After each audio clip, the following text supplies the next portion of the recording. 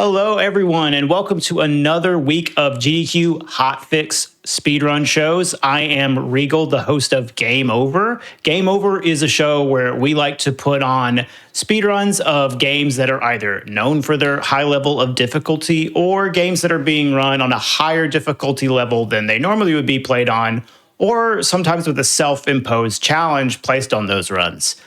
Tonight, we have two very different games.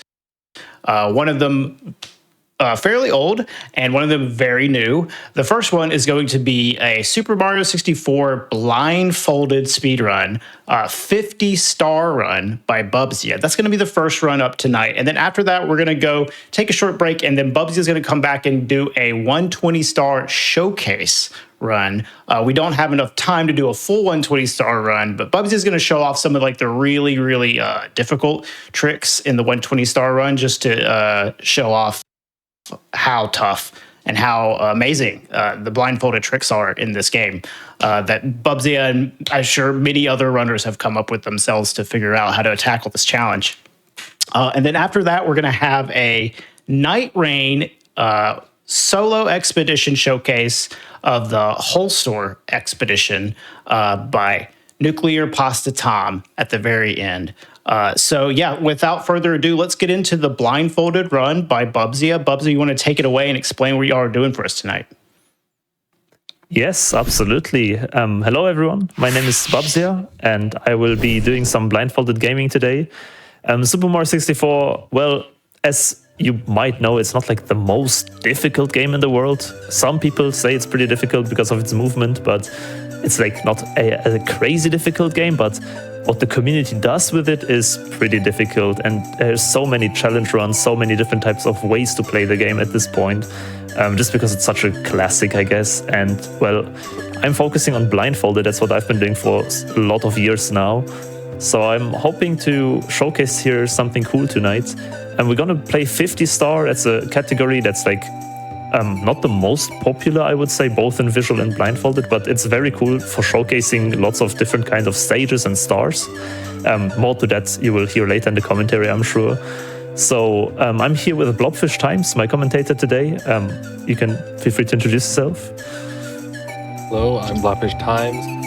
I've done a bit of blindfolded. I haven't really done many runs, but I've done plenty of individual stars, come up with strats that I can use. So I should be more than aware enough with what's happening to commentate. Absolutely, yeah. And thank you so much for joining here for sure, because I will unfortunately not be able to speak too much because I will need to focus on the game a lot. So I have like a separate pair of headphones here with like my game audio. So in a second, I will just like throw it over. I will just do the countdown, start the credits, the intro, not the credits. And then we can kind of start if everything is ready from your side. Yeah, we're ready to go whenever. All right. Yep. Then I would do a countdown from 5, 4, 3, 2, 1. Let's go. All right. It's me, Mario. Hello. Now Bubsy is just getting his other headphones on. Dear Mario, please come to the castle. And he doesn't really need the blindfold yet. Most people don't have it on during the intro. Because, I mean, there's nothing happening. It doesn't matter. Totally legal. Leaderboard legal. It's not a legit blind. Yeah. No, it's totally legal. Yeah. I think some people even, like, do have the blindfold on during, like, the menuing at the start. Because, like, they just button mash through it. Yeah. Like, you could maybe save, like, a couple frames if you have your eyes open for that. But it doesn't really matter. Yeah. Now he's fully blindfolded. The zone. And already this early into the run, there's gonna be a glitch. You see the setup found by legendary runner Nobody skipping the Lakitu cutscene by going to the very left edge of the bridge. Right off the bat. And yeah. It's like get the run. Like once you get done with the intro, right into like the crazy glitches I and have stuff. tried to do that skip myself, and like just with my eyes, and it is actually pretty hard. It is not easy. It is surprisingly precise. Like it's literally the equivalent of like 10 centimeters you have to go on. And Bubsia was gonna do again another glitch right at the start, but missed the bomb. It's See this backup? usually, so this is actually the old strategy everyone used to do. Using the locked cam. So fixed cam, this is a thing most people don't even know exists, but it fixes the camera in place. That's amazing, actually. So it's really nice because it's nice when either you need the camera to just stay in place because it's really crazy, or in that case he actually uses it to make like this perfect arc. Like he does like a little punch setup to get into position, and then it creates this perfect arc to get to the pole. So it's really cool, and this is not the last time we'll see it. I should probably explain what this run is. So it is 50 star, which 50 star is not a normal category that most people have heard of. Even if you are familiar with Mario 64. I know we were talking about this earlier. Did a bonk. But so this is actually technically an official category. It's a category extension. So it's not on the main leaderboard. It's on a secondary one with some like kind of weird categories. So like most people have not heard of it. No one's really seriously trying to get grind for records, even visually. Yeah, I was wondering like what really cool what the thought process was behind making it 50 stars. So 50 star is technically an old any percent from I don't know. I see. So like that's basically all of the categories that aren't 0 star or 120 star. They're all old any percent categories. So this is technically from when people knew you could use a glitch called backwards long jumps to skip the endless stairs, but didn't really know how to do it to skip the 50 star door. That makes sense. So, you get to skip a whole 20 stars. Yeah. And really like most of them are in like the very end of the castle. It's just like TikTok clock, Rainbow Ride stars you're skipping. Would you say those are like pretty difficult ones for a blindfolded run, so it's nice to skip them? Yeah, there's definitely some really awful stars in there. So for blindfolded, it's actually nice because you skip a lot of those hard stars, and like just learning stars or blindfolded is a lot more memorization. You can't just wing it. So it makes more sense for blindfolded, but for visual speed runs, it's like you're just doing a 70 star run, but you're skipping a couple stages and then like some few random stars outside of that. So like, why bother? Yeah, that makes sense. Looks a little confused. He didn't get the clip. Wait, cinema? No. he thought he was gonna get the star. He did not get star, and then this is the he got it. That's a fun thing with blindfolded, just like searching for the star. When you like you're kind of close, and then like sometimes if you kind of jump around, you'll get it. It's one of those things you take for granted. Definitely. Yeah. And this is one of the ways blindfolded is way harder to get good times with and way more inconsistent. Because like with something like this, a visual speedrunner would not like miss the star and have to search around for it. If they miss it a little bit, they just like jump back to it. Or like, oh yeah, this is a glitch, cannonless, super precise setup. Bubsy has spent a lot of time making it perfectly consistent for blindfolded. It's based on an old setup for the glitch. You can just like walk along that wall to get that star. What was I talking about? It was so like something like as simple as like missing the star is like a huge time loss in a blindfolded speedrun. So it makes it a lot harder to get really optimized times. You could just like miss a star or like miss a door and have to like search around for it, or you just get lost. You have to just pause, exit the level, or die because you don't know where you are.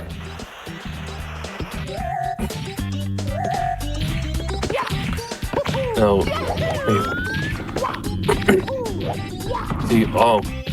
see this thing. Now there's another thing. Backups. Yes. You gotta know the layouts of the levels. You gotta sometimes have ones planned out because you will make mistakes. You have to. In any speedrun, there's mistakes, but especially blindfolded, you will make mistakes. But you usually you can't quickly wing a backup. Right. So most of the backups, if it's not something simple like what Bubsy just did, you have to pre-plan it. Yeah. And that's a lot of the difficulty. And that's one of the places Bubsy is really strong with. You see here, conserving speed on the owl. Crazy strat called Mad Owl. It's normal to have like, backups prepared for a speedrun, but like blindfolded runs just take that to like a whole other level of having to prepare them. Is it like here, even just like this simple maneuver is like causing some time loss? Yeah. And the crazy thing is, he could just like re-enter the level and go exit out and go to the secret slide door, and he would lose like 1 second maybe, but he doesn't. Yeah, and that's cool. Usually really consistent with that movement. Like I can't do that consistently. But even in such a long run, in like a marathon setting, he can just do this. Yeah. Oh, yeah, this is a cool strategy as well for the slide. Skipping the slide, but not how you usually see it in a visual speed run. And then apparently someone actually did this strategy for like some promotional video in 1996. Oh, really? Which is crazy. Just some, and I think they got like just barely sub 13 second time, which like that's not super easy to do, even if you're like a somewhat decent speedrunner today. And like back in 96, someone got that. It came up. Yeah, it was some weird promotional video. It was like just some random trivia that like most people would not be aware of. I don't even know where I learned it. See, get in the box now. Here we go! So I should probably explain kind of how this run works. How is he doing this with his eyes closed? Because a lot of people, they either think it's like way easier than it actually is, and they just think like, oh, just muscle memory it. Just like kind of do the speed run with your eyes open, then do that with your eyes closed. And then other people, maybe they know how hard a normal speed run is, or they know, like they maybe even tried it themselves to get like 1 star blindfolded. A lot of people, and then maybe like they realize it's like actually super duper hard. Like it's actually kind of in between. It's not super easy, but it's not actually that hard. Now doing it at this level is very hard, but doing it at all is very doable. I think anyone can at least get 1 star. It seems like a lot of just preparation. Yeah, that's all of what it is. It's preparation, memorization, and some like special techniques that you might not immediately think of. A lot of stuff like this is like knowledge. Yeah. Knowledge is like 90% of the battle. Yeah. Oh, yeah. Knowledge and like preparing every single movement you do in the run. So like there's a lot of different special strategies used that you might not immediately think of. I don't, right here, Bubsy is timing like all the, that's not a good example. I'll say that later. But so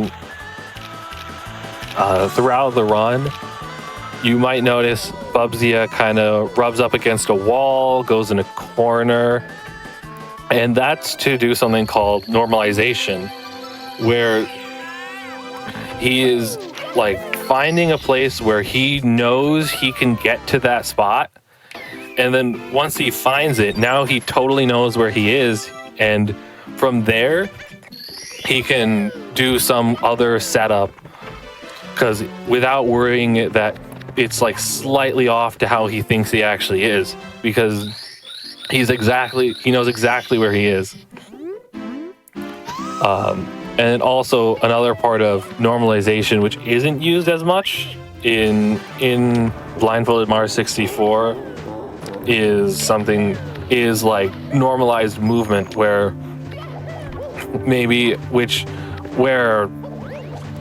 you do movement which is 100% consistent, like a digital a backflip.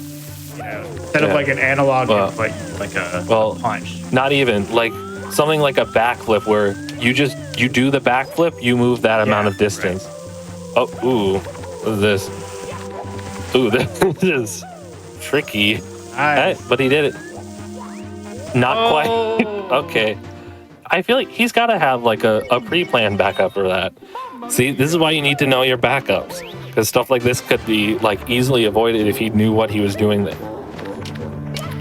But yeah, so the normalized movement is not really something you see much, especially in top level Blindfolded Mario 64, because like there's just no good fast normalized movement.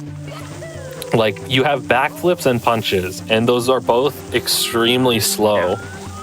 So most of it is using other techniques. One of them is, so like you mentioned, like digital inputs. Oh, see, another backup. Here's the coin, here's the ledge. So now that he's found the ledge, he knows where he is. It's more normalization. And the wall. So, but yeah, so you mentioned like digital inputs. So we do not have digital inputs for Mario 64, but what we do have is the notches in the controllers, because for like N64, GameCube, and Wii, like the control stick has like, it's like an octagon around the control stick, so you can put the control stick in like those, like the corners of the octagon, and you can get perfectly up, down, left, right, or diagonals. Come on, dudes. Oh, yeah. That is something I honestly miss about. I'll just backing this up. About controllers. They don't have notches that much. No way. I don't know. Oh my gosh! Wait, no way. Does he do this? Oh my god! The RNG throwing it. What just happened? Yeah. This isn't even the first time he's done it. That's the crazy thing. It's not like a regular occurrence, but he's done crazy stuff exactly like this before. Yep. Just clean. Yeah. So what happened there? There's supposed to be, I think the Bowser dance might have messed him up, but I think he should know how to do that.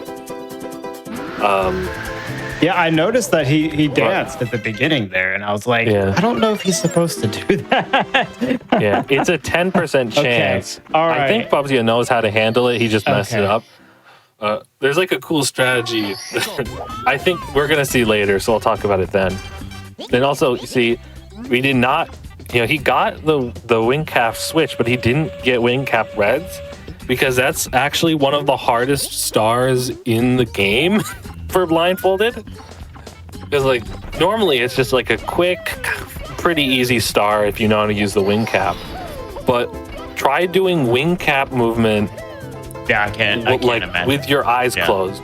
Because all of it, the whole concept of normalized movement seems like it's like out the window. There is nothing. Yeah. There's literally nothing. But it's possible. And actually, another runner, Nico, made a kind of like a frame dependent setup for it, where you just like do like 6 frame perfect pauses and angle switches, and then the star is like way easier. Just the 6 frame perfects completely blind. Ways. Oh yeah, you see, Bubsy failed a strat. Oh, he doesn't have a backup for this. That's surprising. Yeah, so I think this is really precise. There's I think what he's doing is, for this, is like the cannon, when you move it, it does these like tiny little tick sounds. And so I think he counts like 17 of those. And then that perfectly sets it up. Actually, with another thing, you see how he's like flying up into the island? That's not just like a setup for it. The game actually stores, when Mario's flying, it actually kind of stores the angle. So if you're like angled like way upwards and then you stop flying, whether it's like what Bubsy did or like a ground pound or something, the next time you start flying, and you'll see this, is you'll fly normal for a bit, but then look at that, went way up. Yeah. That's cool. And that just happens on its own. That's cool. And so that perfectly sets that up. And it's something. Ooh. I gotta find the star. Oh no, the triple jump. So, yeah, more of this searching. Oh no. This is not right. I think he'll be able to do this because there's that corner there. So if he can find the corner, oh no, the Goomba. If he can find the corner, I don't think the camera is the way he thinks it is. Oh no. If he can find the corner, which he's going towards the corner, he can get to it, I think. There you go. Okay, now instantly, he hears the corner, he can back it up. I don't know if this is a setup he's like made or if he's nice. There you go. Impressive. Yeah. So then this is another nice thing about the game. You can hear corners. And it's such a little thing, and for like just a casual player, you probably wouldn't even notice it. But the corners have like a distinct sound, so you immediately know when you're in a corner. In fact, like the walls, going up against a wall has so much feedback in this game. It's really wild just how much information you can get.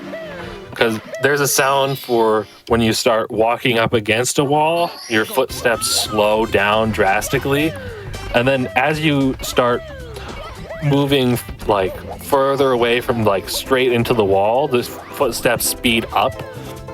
And then at a certain point, you go and start shuffling into the wall. That has its own sound.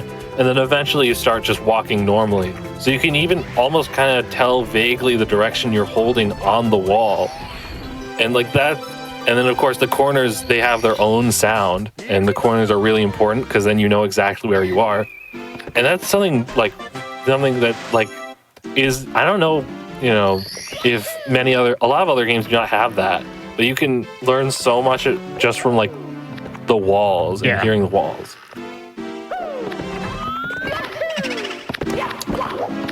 All right, so now going on to Big Blue's haunt. Oh. Then it looks like that backup might have been pre-planned. I'm not actually sure. But he got it eventually. And then now a lot of quick stars here. I think, so first he's going for Ghost Hunt. And this unlocks another star as well, the merry-go-round. And this is cool. It's a slightly longer star, so you get to see a lot of movement.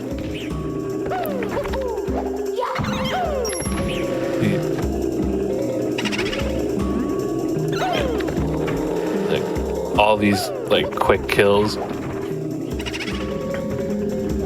and then. Yeah. And a fun fact about the booze their speed is actually based on Mario's speed. So if Mario's walking faster, the boos actually move faster as well, which is something most people probably don't know.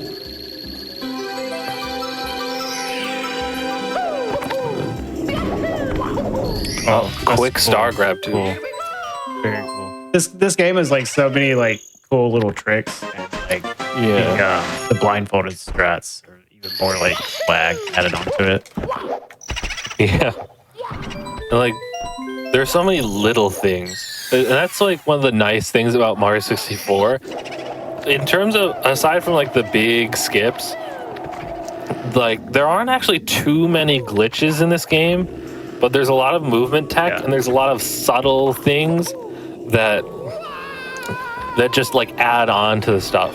So it's like it's a good mix of just pure movement and also cool glitches.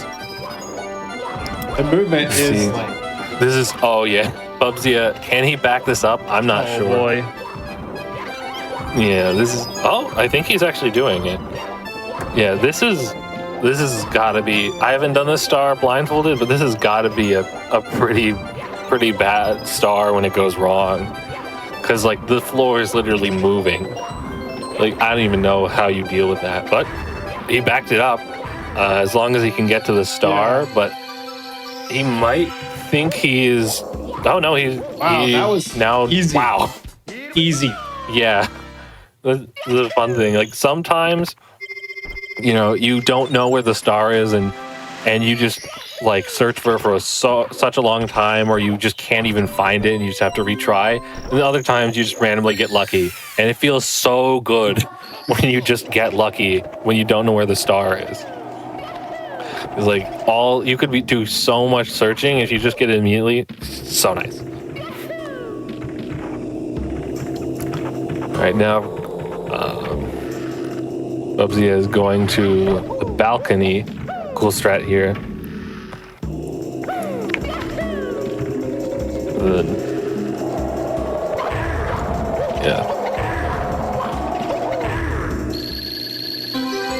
Just nice quick kill.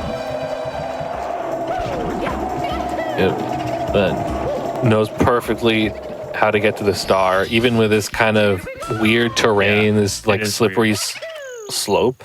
Like, sorry, still, going to the commentary, but I just noticed that I want to share with you. Did you ever notice what a banger the BBH music is? Oh yeah, like I never thought it's a cool song, but that's a good one, man. Anyways, sorry. And as a writer, Bubsy can't hear us. Yeah. So like he just randomly said this, and I mean timed pretty well. He did I don't actually. think we were Yeah, didn't interrupt anybody. Very, very, very nice. Yeah. Is he actually? Can he actually hear us? No, he's cheating. actually, he's listening to what we're saying. He's actually watching the game and he's listening to everything we're saying. There's a screen under the blindfold.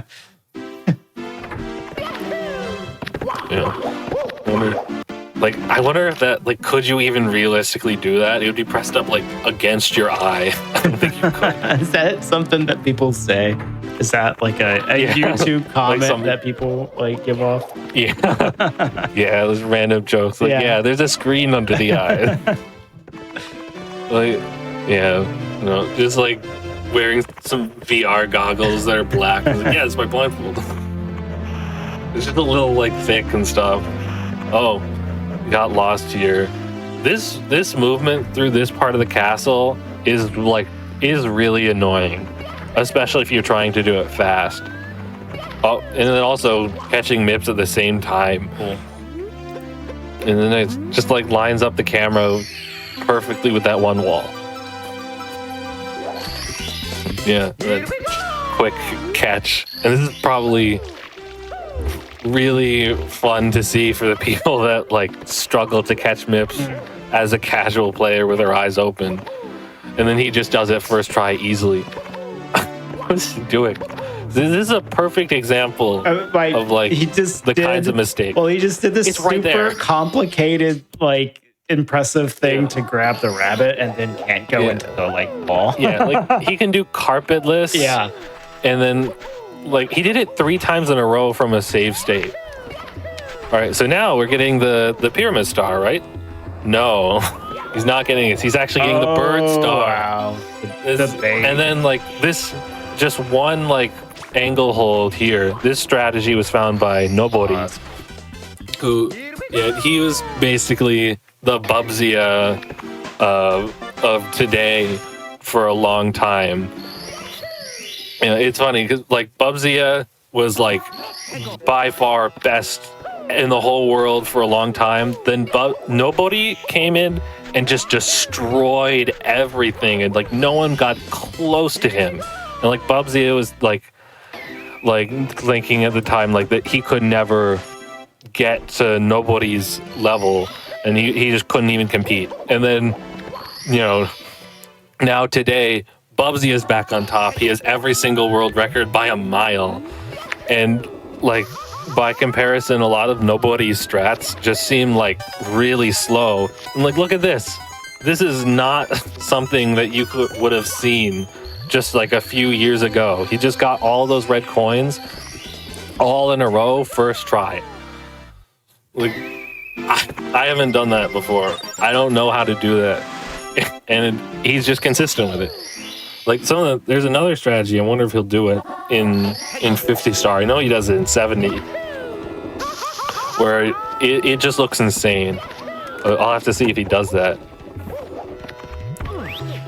All right, and then here, just the standard speedrun strat. Although there's right there on that triple jump, there's like an invisible wall right there. Oh, That's crazy. no. There's an invisible wall. Oh yeah, nice thing about this, when you die in the volcano, if you go back in, you stay in the volcano. So it's a really quick death. But so on that like triple jump to the pole, there's an invisible wall that can randomly just sometimes hit you. And you just like die instantly. Give me a second. Oh, no. Blindfold is stuck in my hair. And like I have really long hair, so I could understand that. Yeah, it's just yeah. Okay, much better. Where were we? Sorry. Where were we? Yeah. But so, yeah, then one time, I think in a former 70 star record, I don't think it was the current one, he got hit by that invisible wall, which is like this crazy unlucky thing, like 3 times in a row, and he died. And it was so insane to see. I didn't see it live, but I didn't know about it when I watched the record. And it was crazy. He kept dying to this crazy, super unlucky thing that he's never had issues with. But luckily it didn't happen this time. Blobfish, do you think it would be a good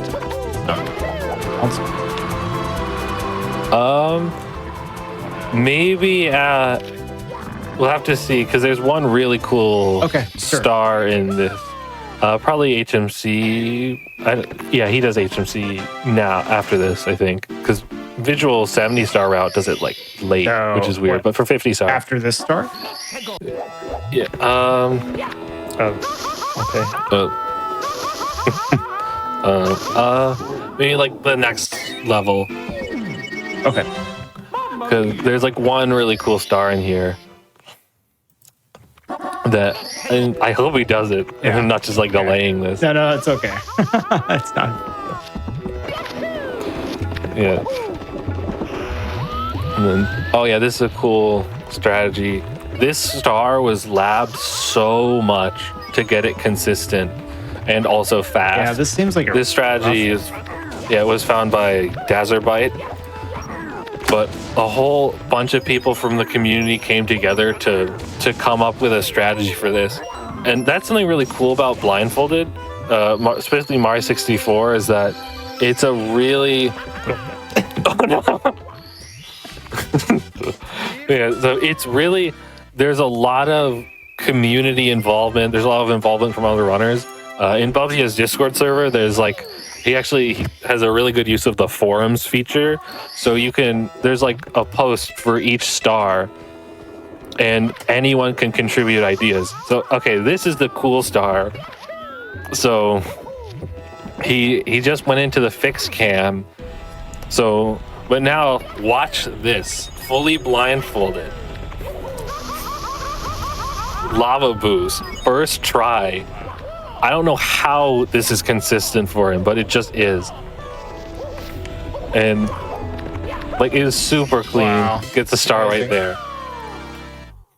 Like, this is such a crazy strat, and that like lava waterfall has so many weird spots where stuff can just doesn't work. Yeah. So the fact he just got that first try is insane. There was a lot of and now would be stuff in this particular level that feels like there's not a lot of normalization happening, and No. it's like very impressive to see.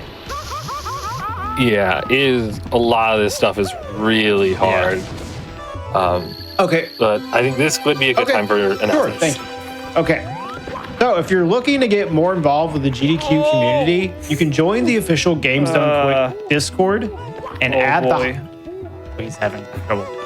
Add the Bubsy hotfix. commentary is interrupting. Add the hotfix role to stay in the loop on upcoming events, chat with staff, and more. Use exclamation point Discord in Twitch chat for an invite and more info. Also, if you want to catch up on past hotfix shows, special events, and GDQ marathons over on youtube.com, go to youtube.com/gamesdonequick. If you're watching this on YouTube, don't forget to like the video, subscribe, and turn on notifications to stay up to date with GDQ. And back to you, Blobfish. All right. Yeah. So now you see he's using fixed cam yet again for this really nice setup for this triple jump wall kick.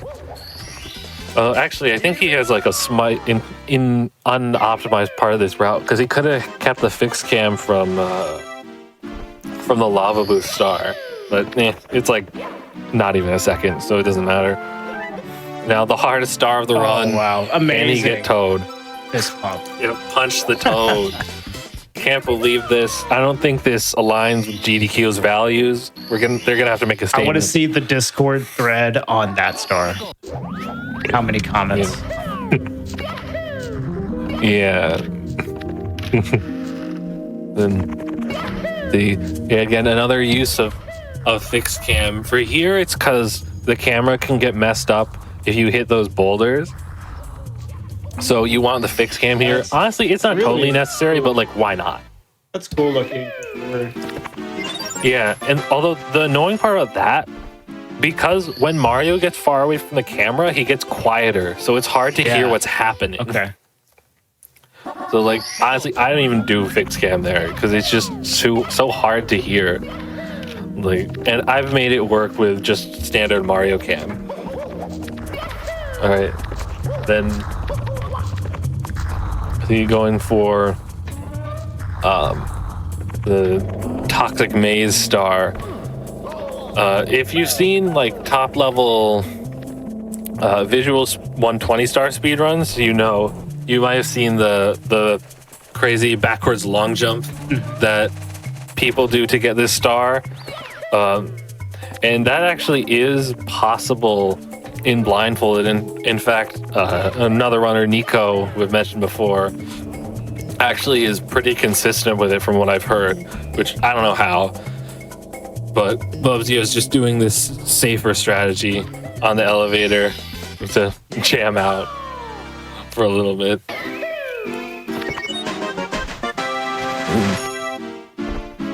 I think there's only like one more star in this level, and then what stage is next? I don't even know. Yeah, but this is a cool star. Assuming he's doing what I think he is. Yeah. So here, this is. So there are 2 stars, but look at this. There's just no ceilings in this level, so you can just do that. And you can see, and then another thing, if you just like fall down on that switch, you can just press it without the metal cap. And it's kind of finicky, but if you know how to do it, it's super consistent. So that's just quick star. And then one more, which also flips entirely through the level with a completely different method. You see, he's going to go back to the same room.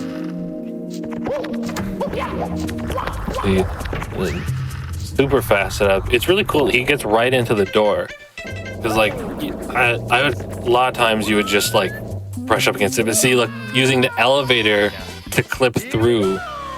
Because this stage is very broken. It's one of the few stars I actually know how to do. It's rough. Yeah, it's cool. It's like total beginner strat really that anyone could do. Yeah, you just like kind of stand on a spot in the wall, and then you just clip through. Then now, I think going to Dire Docks. You have to do at least 1 star in here for at least this category, and pretty much like every other category other than 0 star. And just like flying, swimming, no normalization is not good for blindfolded. But still, people make it work. Does he like count And these inputs? Yeah, I don't know. He might. You can either count the swims or like listen. Another thing, listen to the music. Yeah. That's used. Another thing I need to mention is that there's a lot of this game and how it's gotten so fast is when there aren't good places to use normalized movement and positions and stuff. Is beat counting, where you actually listen to the music in the background and like time inputs to the beat like a metronome. Yeah. It turns Mario 64 or any game into a rhythm game. That's a very Yeah, and that is like an essential technique and skill. I think he just realized that he's like slowly turning while blindfolded without realizing that he was like turning forward on the side. Yeah, but also I think he just got a controller for one strategy. The notches on this controller are kind of iffy, and he uses that to his advantage to get like a wall kick angle. Because you have to be just under 45 degrees from a wall to be able to wall kick. So with perfect notches, I think this strategy right here would not work. But he has a controller with slightly worse notches that lets him wall kick there without having to like go outside of the notch. So it's super quick. You see, really clean. Very. And then, all right, now we get to see the cool Bowser strats that PUBG didn't exactly get to show earlier. But we still got to see something cool. So Bowser works a little weird. Oh no. So Bowser. Oh. I didn't know what. Yeah. I didn't know Bowser could so Bowser teleport like that. What? Yeah. So Bowser works a little weird. If you touch Bowser's tail, then after that you can grab him as long as you're near him and facing his direction. So we'll see a better showcase of that because Lopsia just died. Oh no. He's at 0 lives. Will he game over? Oh, yeah. Like the game over. You're the titular game legally required to have 1 game over. Yeah. I mean, this is definitely not uncommon for blindfolded runs, especially in a like live setting. Good what?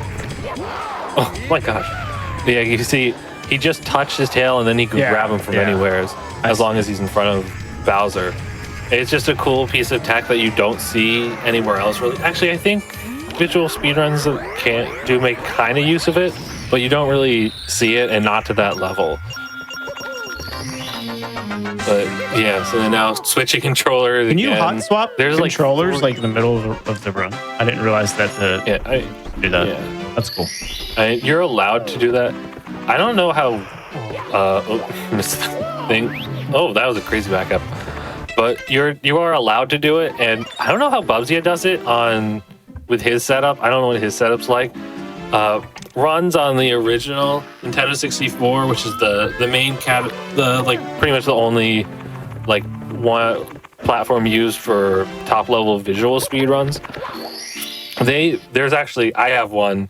There's like a special piece of hardware called a controller switcher, which is specifically designed just to be able to switch from a normal Nintendo 64 controller and a Hori style controller, because the Nintendo 64 controllers infamously have so many problems with wear and tear. Yeah. Like they get so destroyed over time.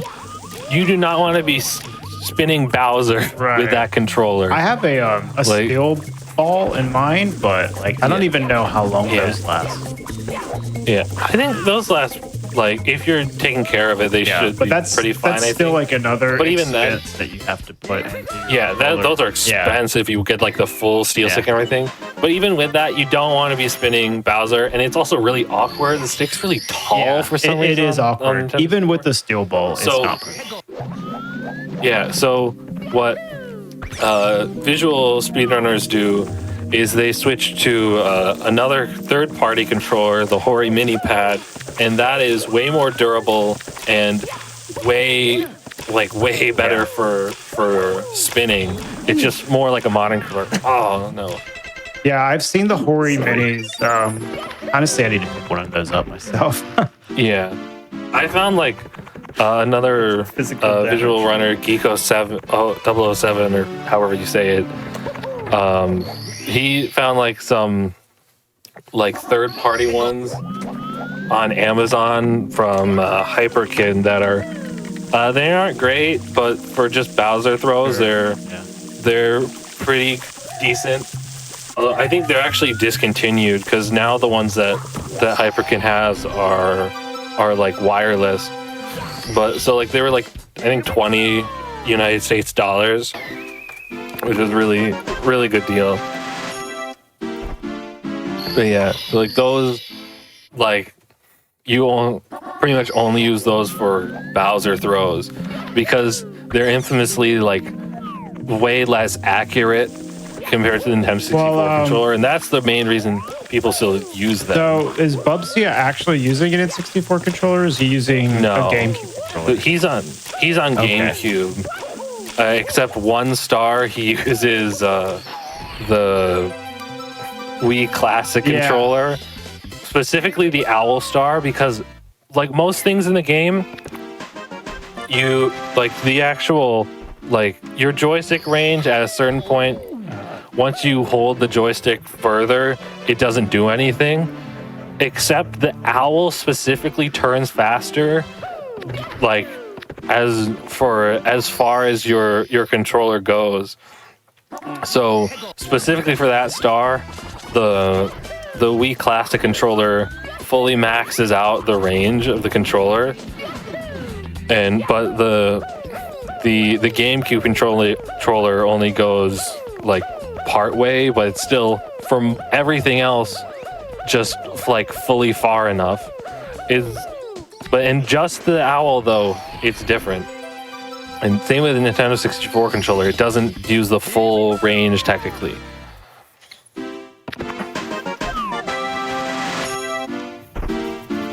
No. Oh yeah, and that Bubsy did a cool strategy, I think also found by Dazzler Bytes, where you just go to the left of the island to get that box star.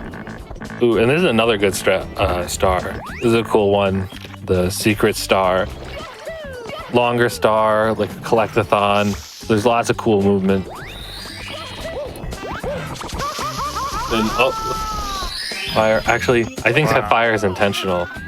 If not, that was amazing. Yeah, I'm pretty sure it's intentional, or like just a backup or whatever. Like if it happens, it's fine. See, this looks really sketchy. I don't know what he's doing.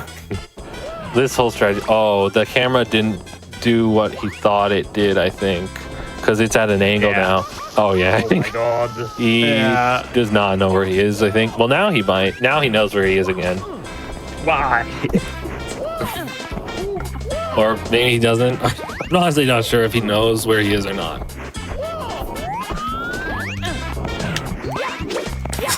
Oh my god, he actually did it.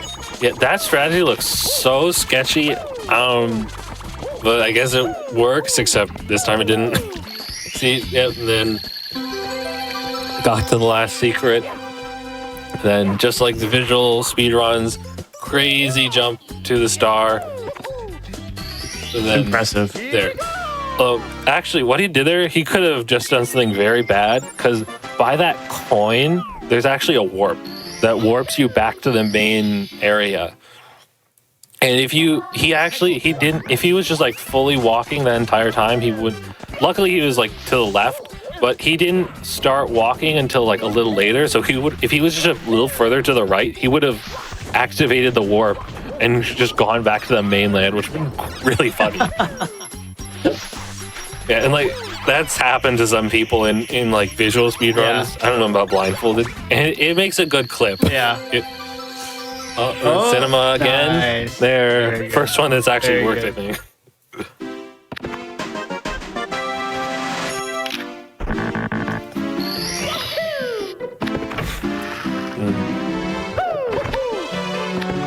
Yeah. Oh yeah, and also just remember, in the background flexing, just a Guinness World Record I plaque know. for his blindfolded I know. 120-star run. Yeah. It took like 11 hours to do. And he got a Guinness World Record for it. And we will be seeing a showcase of some of the strategies he's going to be using in the next time he goes for 120. And after this run is over. Yeah, unfortunately, we don't have enough time to do a full 120-star run, but it'll show off some like pretty cool strats. Yeah. I think we have time for like 10-hour run. Yeah, and also the one that might not. What's happening here? Yeah, so you just get, if you touch this, you just get stuck in it. Wow. You have to like walk away from it. Honestly, like 50-50 figures out what's happening. Oh yeah, there. That's He so knows funny, his though. game. Yeah. He knows that spot. That is funny. Yeah, Bubsy knows a lot of like little random things and like technical whatever. That's really useful for blindfolded, because you never know what like things that are completely just irrelevant for visual speedruns could be useful for blindfolded, like with the Bowser glitch with the tail storage. Yeah, it's nice to have this like huge bag of tricks and knowledge. Yeah. Yeah, that's something I am pretty good with that as well. Oh no. Yeah, I don't. Maybe he'll back this up. No, I don't think he's backing up. Yeah. But yeah, like knowing like a lot of random like strategies and random glitches and tech or whatever can be very useful. So like I know a lot of stuff like this. So weirdly a lot of people in like top level Mario 64 don't actually know a lot of like technical knowledge. That happens with speedrunners. Yeah. You'll have really talented gamers like hitting world record runs, but they spend a lot of time like labbing and practicing, not necessarily like learning everything about the game. Yeah. Some speedrunners do. Yeah. Some speedrunners do have a lot of knowledge. It's different types of runners. Yeah. Oh, just barely kicked that wall. Now I think he uses like the 1-up sound maybe, or just like not hitting the wall. Or yeah, the ledge actually. He went for the fast strategy, failed it. Now has the slower, easier strategy. Oh yeah, wait, he's not getting that start. A classic. Yeah. Yeah, there's like that's something like a lot for like. I think a lot of visual speedrunners probably wouldn't know you could like do that, but like for someone like Bubsy, he's probably seen that somewhere. Do you think we could get an announcement soon, Blobfish, or do you want me to wait? Yeah, you could probably do it right now. Okay. All right. Just more of the same. Curious? Well, hold on. Okay. Games Done Quick will be returning to PAX West from August 29th to September 1st. Visit gdq.gg/PAX West to check out the schedule and visit west.pax site.com to learn more about the event. Also, Games Done Quick Express is returning to TwitchCon San Diego from October 17th to the 19th. Learn more at twitchcon.com and stay tuned for submissions from August 6th Might take a while. to August 13th. And we're going back to Blobfish. Yeah. Well, I guess it didn't take a while. Right when Bubby said it might take a while, it was like super quick. This is the star he like just almost got. But where's the Yeah. star? Dude, There you go. how did that even happen? It's right there. Literally, you don't even need to jump. It's on the ground. Yeah. Actually impressive that he missed it. Yeah. Literally. What stars are you doing now? I think red coin. No, what? That is such a stupid thing. Like, this is the exact kind of thing. Oh, yeah, and then he jumps into the water instead, because he was in Mario Cam. So he didn't, that probably messed him up. Sorry. This is the exact kind of thing, the exact kind of mistake you could only do in Blindfolded. Like, this would be, you would think like the person was crazy if someone made this mistake in a visual speedrun. It's like, I don't know where I am. What's happening? Like, Yeah. but then to us, like, obvious. Then at least he eventually made it. Yeah.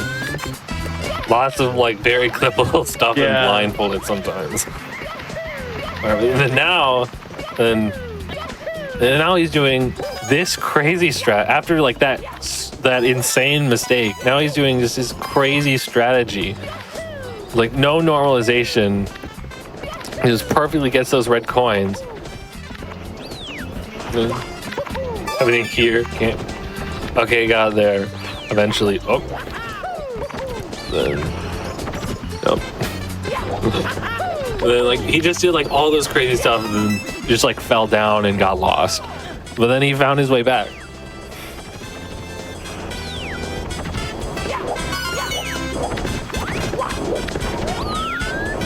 Alright. And then final red coin going into fixed cam. That's interesting. Yeah. Wonder what stars he using fixed cam for. I wonder. I don't actually know. Maybe it's probably Snowman's Land. I think is this final hunter? No. Oh, he uses fixed cam here. I didn't know that. So this is where you cannot see. There is a crazy box there, and he uses that to jump right into the star. And that fixed cam just perfectly sets up the angle. But you have no clue what's happening because it's behind the level. I think the fixed cams are funny. It's like, well, Yeah. let's see, Even- like, it's just guess what's happening over there. Yeah, and like there's a few strategies, even without fixed cam, sometimes the camera gets stuck. There's a few strategies that he uses or has used that just do that. And it's like proof he's actually legit Yeah. because like no one can see what's happening. It's like, I think wall kicks will work. The camera just barely didn't get stuck, but that's the one where you usually can't see. I know he's like, there's a strat with Fire Sea he used to do that had that. And now the fully star. Ooh, I don't know if that burns intentional or not, actually. One thing that I think that might be an issue is like, how do you do runners deal with lag in these runs? Yeah. Is that like a counter? So what Bubsy does is he doesn't do that, and he plays on Wii Virtual Okay, Console, that's what which I has was no lag. wondering because I saw that he was playing on PC earlier, so I was thinking that might have something It's like, to- yeah.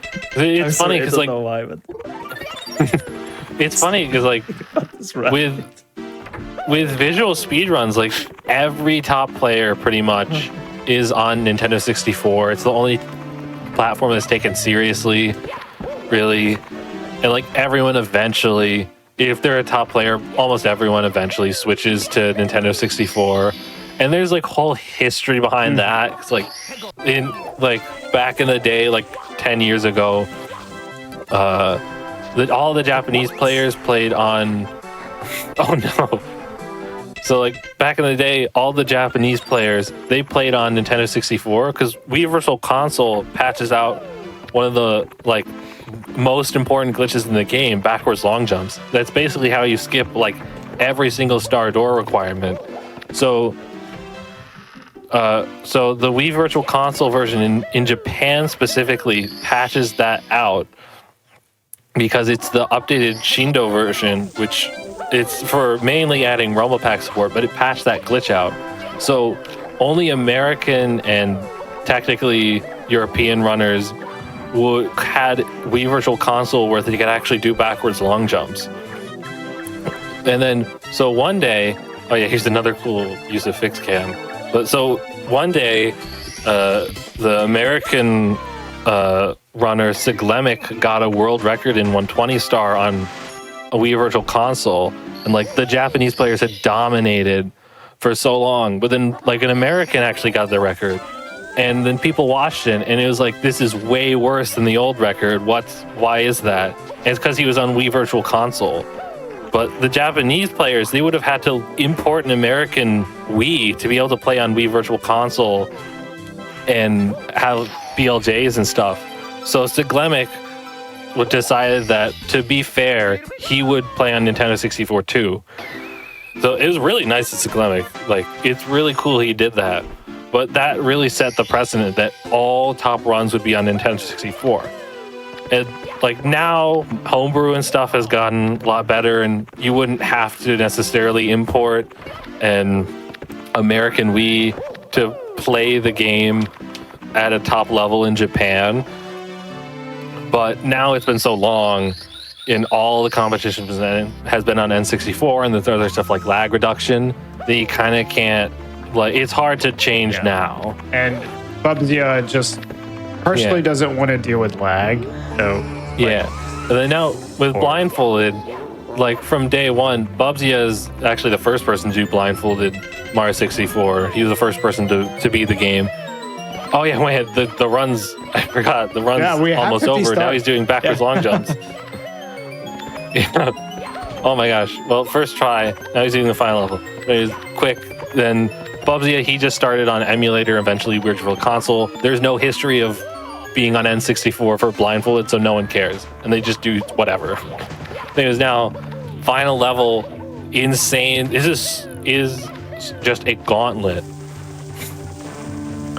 for this final level. Is a gauntlet, and it's so fast now. So many little optimizations, so many cool tricks like that, like triple jump up to that platform,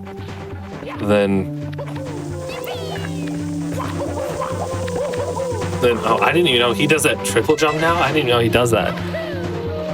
And then now, you see, he's doing a huge skip, left side, triple jump wall kick to get up there. He has a full setup for it. It's really consistent for him. And now another skip that's only in Blindfolded, elevator skip, first try. That is really hard. And now he's already at the final Bowser. Nice. Actually, I don't know if I have one-ups. Oops. He doesn't know how many lives he has. So, because if you die in a Bowser fight, you just go back to the pipe. But if you game over, you have to do the whole level again. Now you see, really cool strategy. Bowser throws would be crazy hard blindfolded, so he just doesn't do them. Yeah. He just waits for Bowser to come to him. And it only loses like 10 seconds or something. Like 10, 20 seconds. So he just has Bowser run and he grabs him. Except you can't do that for the final Bowser throw because the stage falls apart, so he has to hit this last throw. Ooh. And he does not, and there's no good backup for this, so he just has to fall off the stage. That is brutal. That is brutal. Oh my god. Then there's a one-up right there, so it's really nice. Oh, okay. So you can just quickly retry. Yeah. But all right, can he get it this time? It's like a 2 or 3 frame window. So that's like 0.06 seconds or 0.1 seconds. I think the way he sets it up, he always has a tenth of a second to hit the throw. But that's a tight window for blindfolded, especially when there's not the best sound cue. There is actually a sound cue, because Bowser makes like a whooshing sound every time when you spin him, and it happens when he faces a certain direction. So we just use the bomb that's in that direction and like time it based on like that sound. So now, second chance. Come on. He just hit the throw. 10-second window, and he hits it. Second try. Actually, yeah, technically a little over estimate. Estimate was 1 hour. But yeah, but like he expected not to quite hit the estimate. The next one's flexible. Yeah. Next with the 120 thing. So yeah. We can't say good job to him yet. He doesn't have headphones on. You see, he's like his eyes are not wincing at adjusted. the light. And yeah, I mean, he was just blindfolded for an hour. Awesome run. Oh, Yo, yeah, what's up? Yeah. Good job. Jeez. What was the time? 1 hour 02? Like- Okay. Yeah, That's decent. Yeah, his record's 53 minutes. So for blindfolded run, pretty good. Yeah. So yeah, that was 50 star. A pretty jank run. Lots of very fun stuff everywhere. There were some mistakes which are very strange that I've like, it's the classic GDQ I've never seen before moment. But lots of the mistakes were just very, very, very silly from my side, I think. They were silly from our side, I mean, too, honestly. It is 2 a.m. here, But Yeah. So, Okay. the one in Tall Mountain. Yeah. yeah. No, but yeah, that was 50 star. We're gonna do a bit of more blindfolded action still today with a blindfolded 120 star showcase, where I'm gonna show off some of the new route developments, because I have in 2022 done a 120 star blindfolded run. And now in the past year, I've been optimizing every single stage, every single star again. And we have some like crazy new strats. We are very close to another new 120 star run, actually. So we're going to showcase some cool 100 coin stars and stuff. But I think first we're going to take a little break, right? Yeah, we're going to take a little bit of a break for, I don't know, maybe about 5 minutes. Before we go, I just want to say thank you to everyone for supporting GDQ Hotfix with your subs, Time Gaming subs, gift subs, and bits. Your contributions help keep our shows running. If you're enjoying the stream, consider subscribing for exclusive emotes, ad-free viewing, and access to chat during replays. You can also always support the stream by sharing the Games Done Quick channel with your friends. And with that, let's go ahead and take a break. We'll be right back with some more really amazing blindfolded strats from Bubsia. They're right there.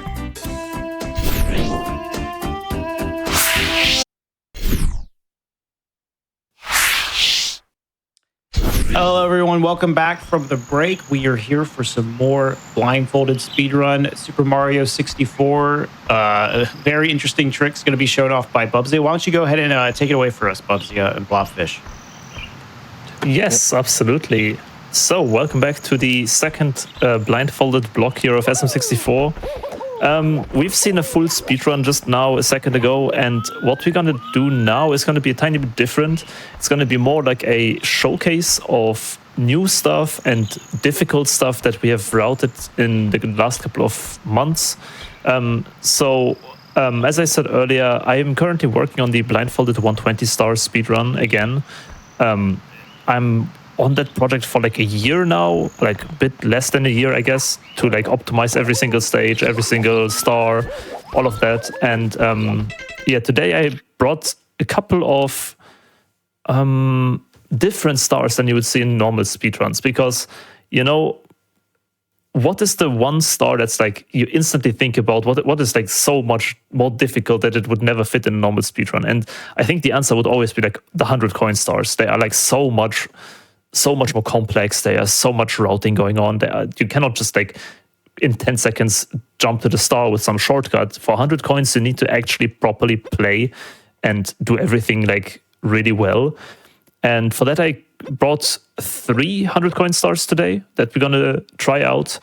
The first one we're gonna tackle is probably Big Boo's Haunt, simply because that one is like a bit more.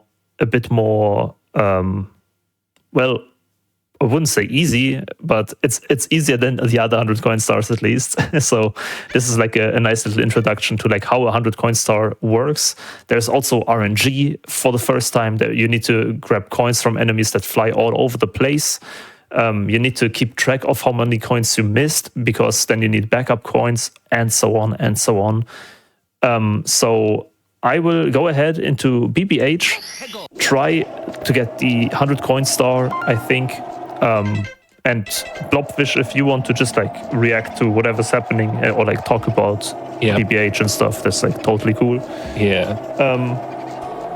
So yeah, I'm quickly gonna change my headphones again, and then let's start with the first 100 coin star run here. Yeah, good comment. Don't select the wrong star. Be sure of that. That would be so bad, because I assume you get the right. coins from the who's leader.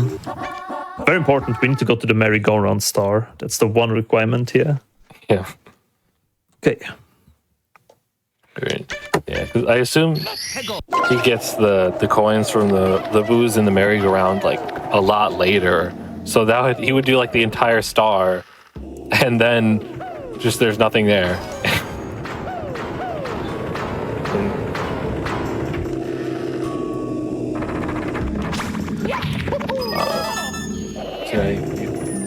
First, just like getting some of the red coins. I think especially with the RNG from the other coins. Oh no! I think I don't know. This seems like Oh my gosh, he's right there. immediately He's right there. No. evident why the 100 coin stars Yeah. seem very different. No. Yeah. So yeah. For example, now Oh. I think I missed 5 because of the Yeah, ghost. he did. I'm Yeah. gonna try to back it up though. Yeah, because he didn't know, because I think it skipped the text box. Well, that's- It killed both. Good to know that you have some backups for this. I know, like, there's You can't not have backups. well, there's some like 100 coin stars that are like pretty tight, aren't there? Oh yeah. Yeah, like Rainbow Ride, I think. Dire Dog. Is that one pretty tight? no, Rainbow Ride's pretty lenient. Is it? I think. Okay. It's like, yeah, Dire Docks and Jolly Roger Bay are the big ones I can think of off the top of my head. It's like, I think it's like Dire Docks has 106 and Jolly Roger Bay has 104, and both are water levels. Yeah. Which is the worst part. Yeah. Like those, like literally, like you can't miss anything. Yeah. Oh, what is he doing? What is he doing? I I'd be a think. bit stuck in this room. Ooh. Okay. Yeah. Oh yeah. Also, someone in the chat pointed out. Yeah, Lethal Lava Land is 100 coins is by far one of the hardest I stars can see in the that game just for blindfolded. based off what we saw earlier. Like it seems Yeah. like a difficult to normalize stage. Yeah. Yeah, it's not even like tight in terms of coins. It's relatively lenient. Bad. But there's some RNG and it's Lethal Lava Land. Yeah. You can see Yeah. it's lava everywhere. You make one mistake, you die. There's lava everywhere. Yeah, and also I talked about like the beat counting technique where you use the beat of the music to time inputs. The music for Lethal Lava Land and also like Shifting Sandland has the same music. That music is like basically really hard, if not impossible, to beat count to. So you don't have that option really. Although in Lethal Lava Land, actually, there's a really weird workaround where the bully enemies have footstep sounds, and you can just barely faintly hear the footsteps, and they're like a regular interval. So people time inputs to those, which is, I can't even hear them. It's really faint. Yeah, you really need headphones for that, which I don't have in my setup.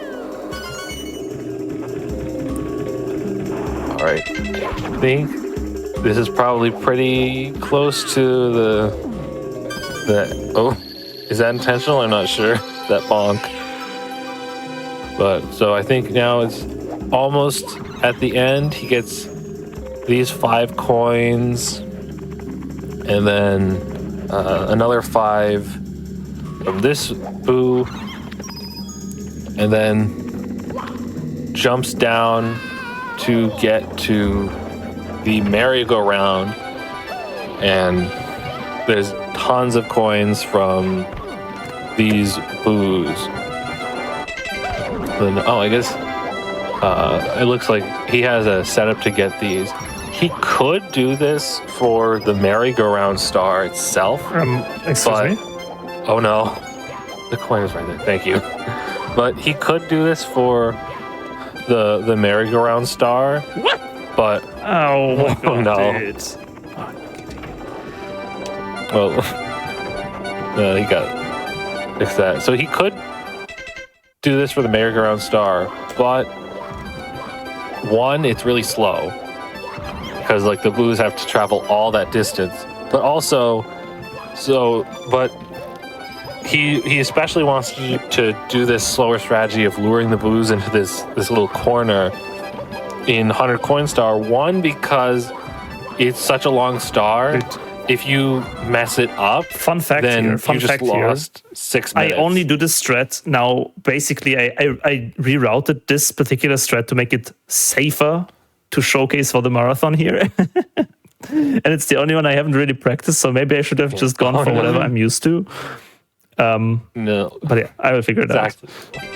Literally the exact thing I'm talking about, I think. I've had that before with marathons. Where I try to do the safer strat, yep. and then like the safer strat versus. Oh no. Oh no. Oh no. Johannes, another runner, just said in the chat he like kicked the wrong wall. Oh god, this is. Yep. Yeah.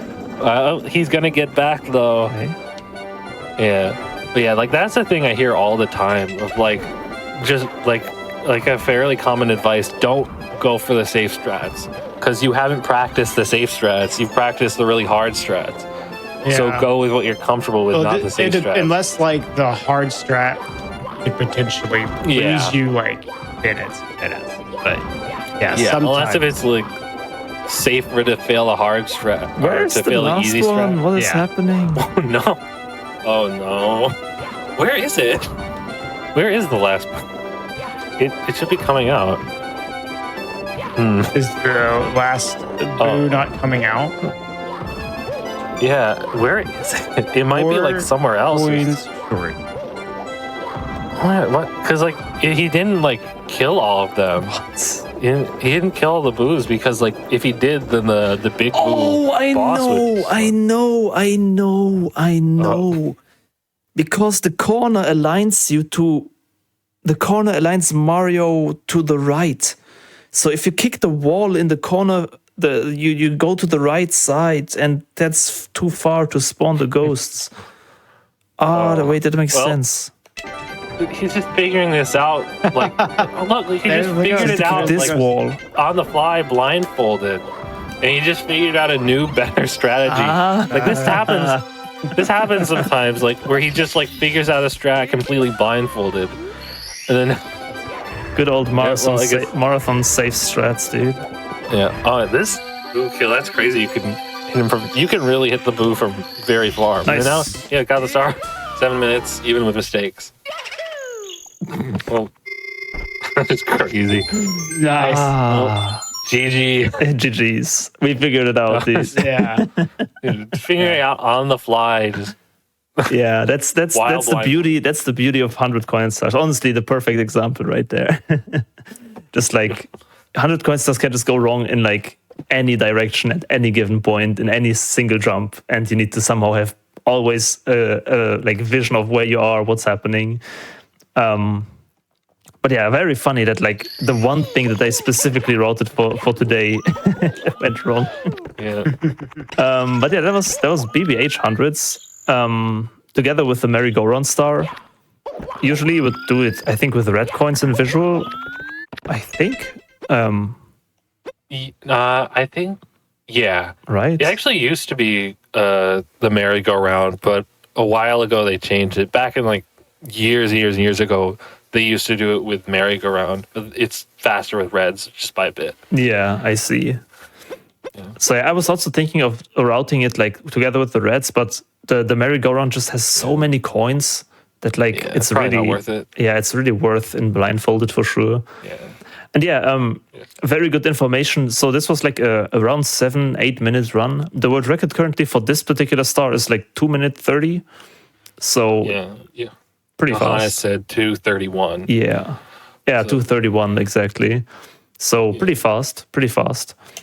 What is even faster though is Worm's Fortress. That's like the one stage that every speedrunner always starts out with, and it's like incredibly how do you say, optimized because of that, because every single run in the very beginning goes to Worms and then probably like resets early on because it's like the first stage that you really do. So in Blindfolded it's very similar. Worms is like one of the most like optimized, maybe I would say, stages, and it's also very fast in terms of all the strats. And the 100 coin star was like really well optimized already, and then I started derusting for today, like I don't know, like on Tuesday or so, like last Tuesday. I was like, okay, let's think about the showcase here for 120 star.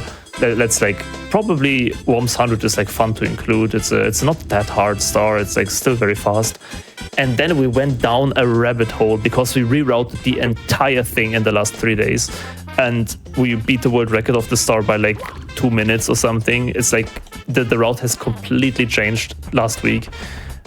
So I hope to showcase to you today now the new route with like lots of really fast strats, really fast movement, and also the route is not only faster, but it's also more consistent, because we have like a lot of extra coins in this route.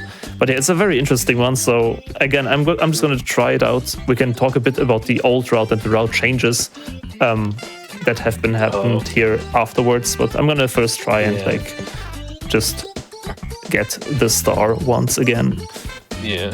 So Blobfish, take it away if you'd like. Yeah. Okay. I don't know if I've seen the new route, because I don't really end up watching many of Bubsia's streams, because he streams for me is like in the morning, and honestly I don't even watch Twitch that much to begin with, so like I don't know if I know what this route is. Let's see. Man, is it supposed to be on the tower star? Okay, yes it is. Yeah, there's this is a really cool star. Like, I just know, like, look at that, that's such fast movement, really cool. I know I've thought of stuff for improving this route. Oh, this is actually smart going there. Yeah, and you see, we actually use, if you like jump on the womps, you actually get coins from it, and you can get 5 extra coins from that. So it's not really used in anything other than Blindfolded and the visual single star record for 100 coin. Yeah, so this is a really cool route. I have not seen this, definitely. But yeah, you see I don't know if Johannes is in the chat. You can see what the record is, say it. But yeah, so this is a super fast 100 coin star. Yeah, using that Mario cam, it's really nice. You can grab onto a ledge and it just perfectly aligns you with it. So in that case, it's really useful. Nice, backs the strat. Get the red Yeah, coin, into and the then warp. also immediately Yeah, into the that's secret warp. Then using the pole. I know I saw someone posting about this in the Discord server, which it's definitely it's a really cool example again of the community effort that just like someone that's not even really a runner of the blindfolded runner. I don't think had this idea. Oh no. This, he might actually get to the warp, and he can... Wait, actually, I'm alive? Hold on. Okay. Yeah, he might figure this Good out. old backups now. I should be close to the warp. Right here. And now he's Okay. Nice. Yep. Okay. Very, very good. Yeah, so Johannes says world record is 2 minutes, 51 seconds. Oh, yeah, and by the way, also... anyone, I see, like, if anyone's confused about all this extra stuff on the screen, this is the Usamune practice ROM. So it's a version of the game with a bunch of... Oh my gosh, again. Hey, third's time the charm, man. Yeah, so it's a custom version of the game with a bunch of stuff that's good for practice. Like, it has built-in input display, built-in timer, speed display... in actual like single star records, that stuff is not allowed. Well, first of all, full game runs you can't use this. For single star records, it's used just for the timer, but you can't have all this extra stuff on the screen. But for blindfolded, you're still not allowed to use this for full game runs. But for single star, you can just have anything on the screen because obviously you can't see it. There you go.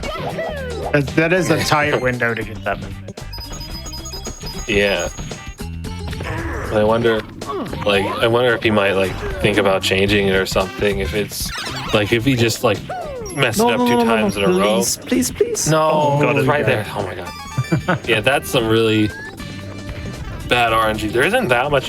Well, there's a little bit of RNG for this 100 coin star, but that's like the big one of like if you miss that one coin. The RNG is just like for anyone watching, it's like the coin, where the coin goes, right? The movement of the coin is like totally random. Because it's totally random. Like which direction it goes, how fast it's going is 100% random. I'll go back to I don't know. I think Bubsy doesn't know exactly where he is, I think. So that's what's... Oh yeah, I think...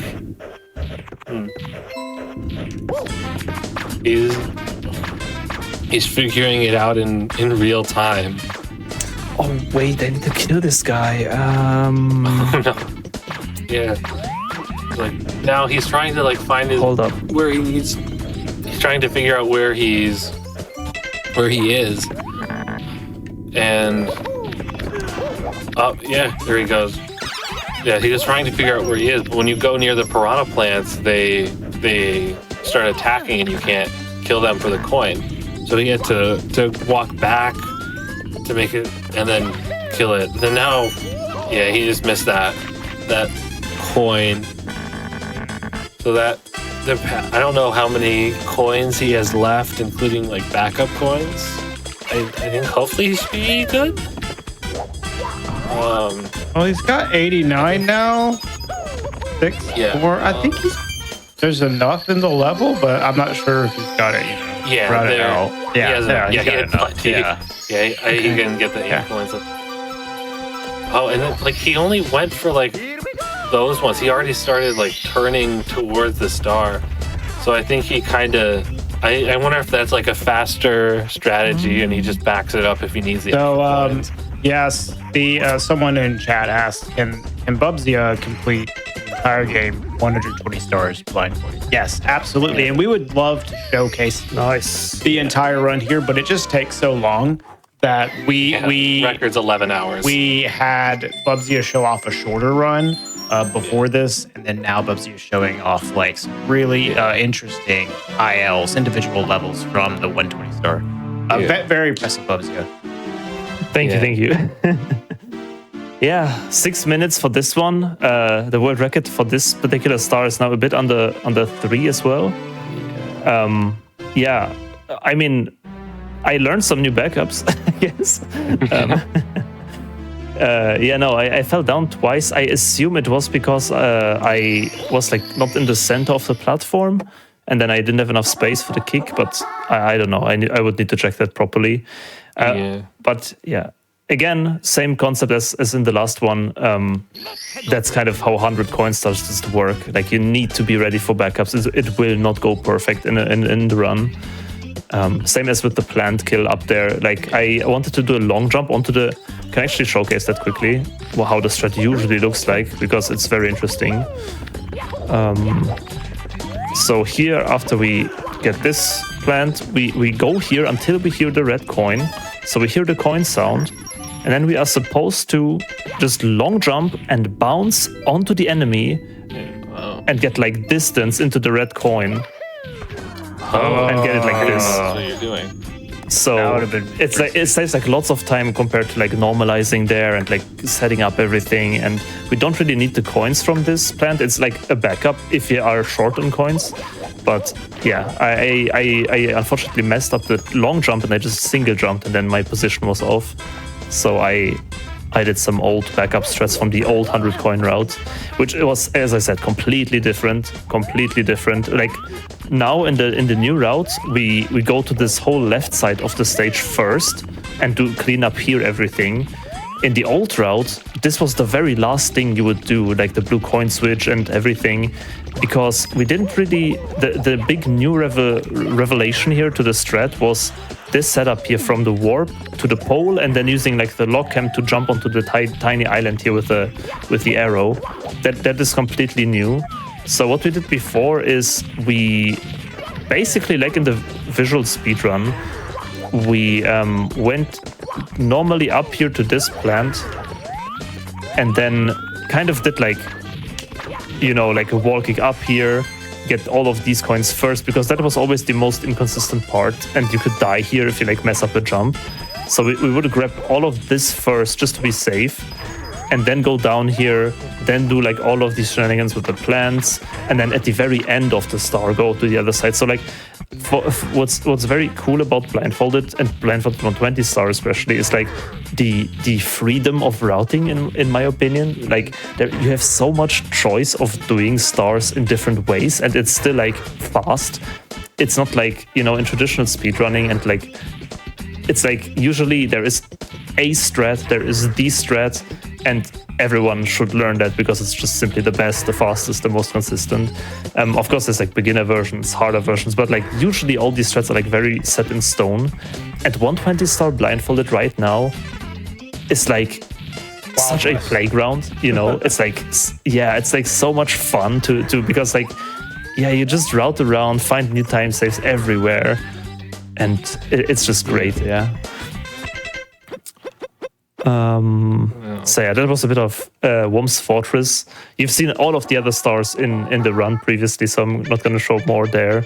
Before we do more 100 coin stars though, I want to showcase one star particularly in Shifting Sandland, because it has, in my opinion, one of the coolest strats in 120 star. And this one was already used in the previous one, but it's just so cool. I didn't want to skip this. So it's the Shifting Sandland iRock boss fight.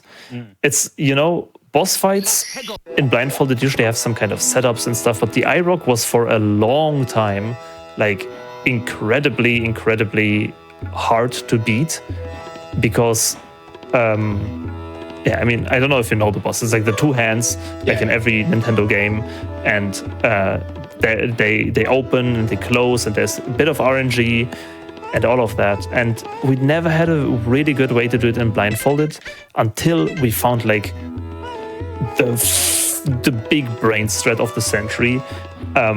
It involves like the lock cam. I don't know if we talked about it already, but the lock cam is a feature that like, it's like you can lock the camera in place, and with that you can make very funky setups. And we're gonna abuse this lock cam for the entire boss fight here. So I'm just gonna go ahead and try to attempt it. Hopefully there is a bit of RNG with the strat still, but hopefully it's gonna be fine and cool. So enjoy the iRock. Let's see if I remember this. Especially, I have not done this star in quite a while. All right. Then you just know this is gonna be a good showcase. Even it's cool. Like a lot of the longer stars, not just 100 coin stars, have a lot of cool stuff.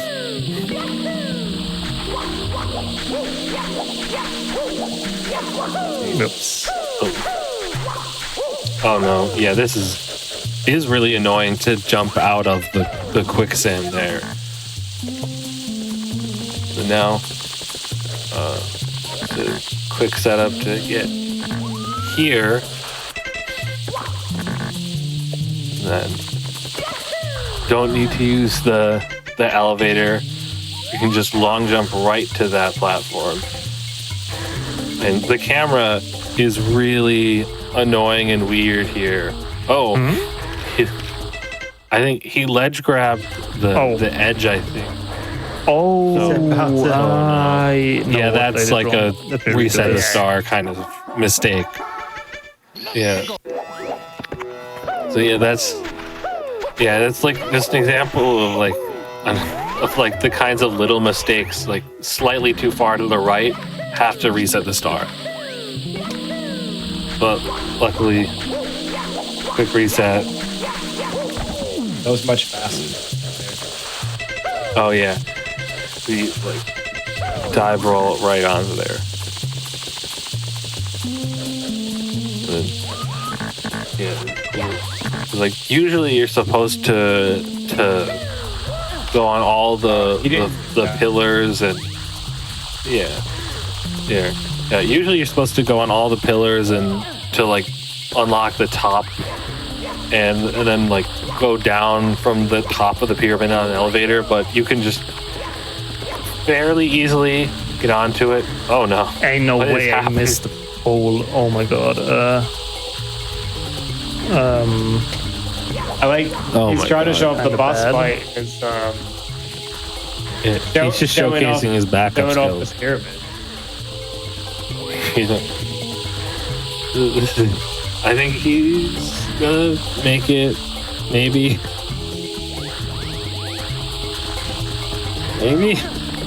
At the ledge. Okay.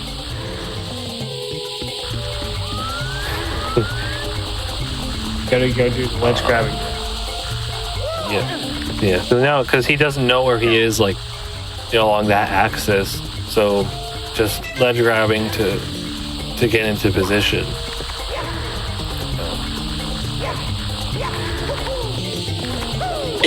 Oh, Interesting.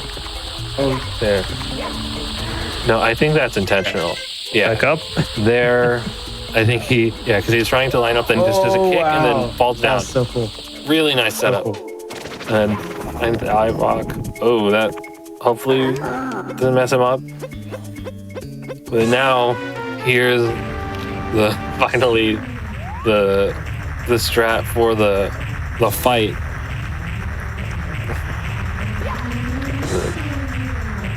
So now I'll quickly explain what's going to happen here, because that's now comes the fun part of this whole strat. Like, this was just getting to the star, but we are positioning ourselves here in this very specific corner now.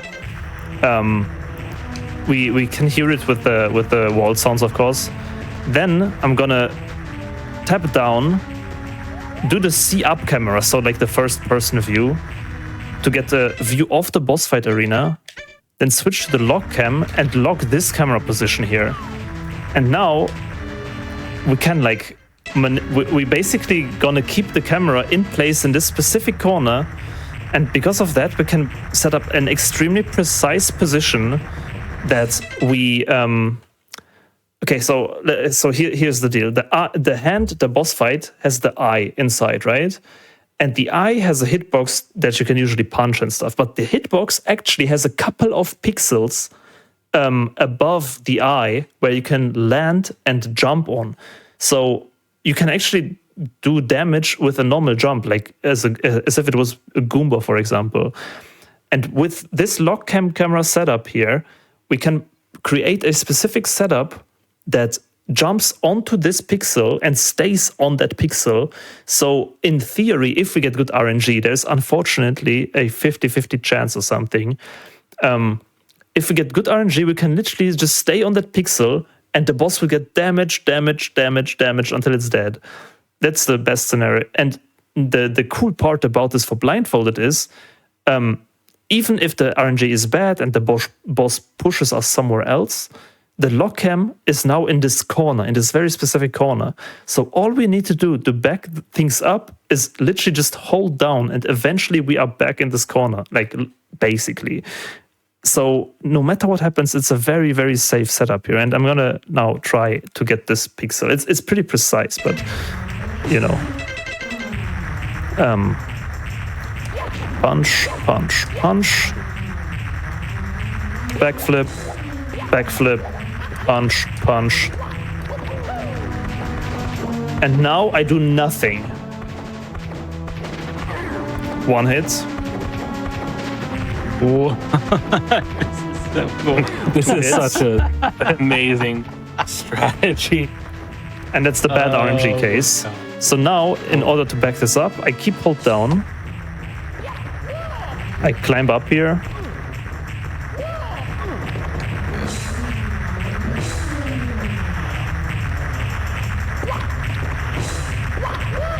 Does he know? Oh, shit. And now I should be back. He was in the wrong So corner. I can just repeat. He's in the right spot, right? Yeah. Yes, he is. And now This is amazing. back. It's so Video games are amazing. Really. Yeah. Yeah. And now. Oh. Okay, hold on. To my defense, In my there was defense. no sound, dude. Oh, okay. Oh no. To my defense, there was no sound. Wait, what? At least still saw That was amazing, and then you got pushed off. Yeah. So, I mean, at least we saw the strategy. Yeah, I guess that's the yeah. important part. That But was it's really cool that you can just like really camp there cool. without touching the controller. yeah.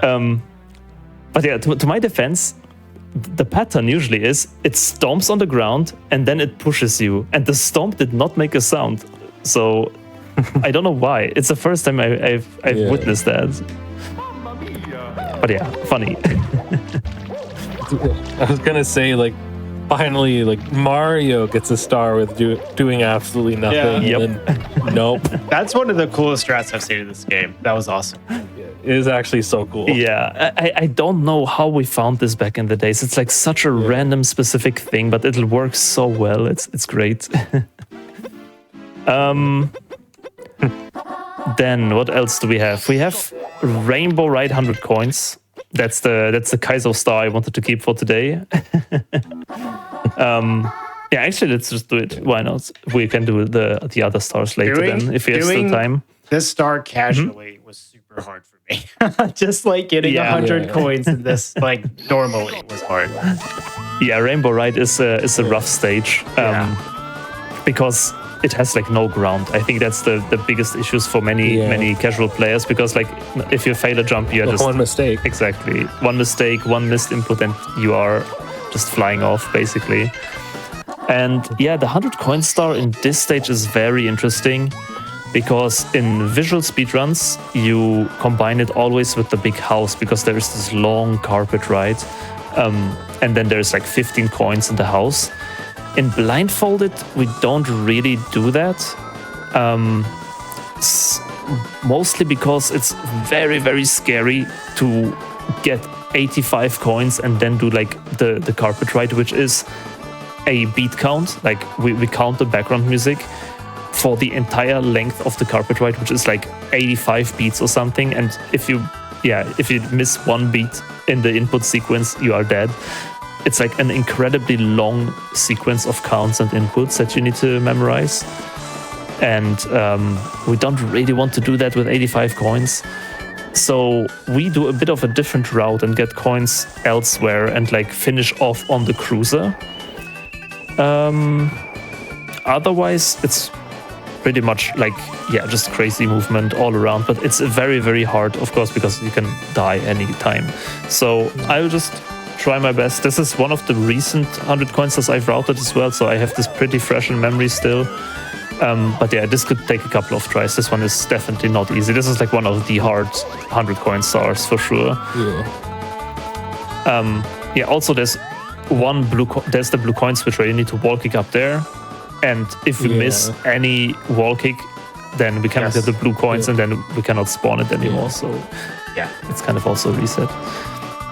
But yeah, I'll leave it to you. I will just try my best quickly.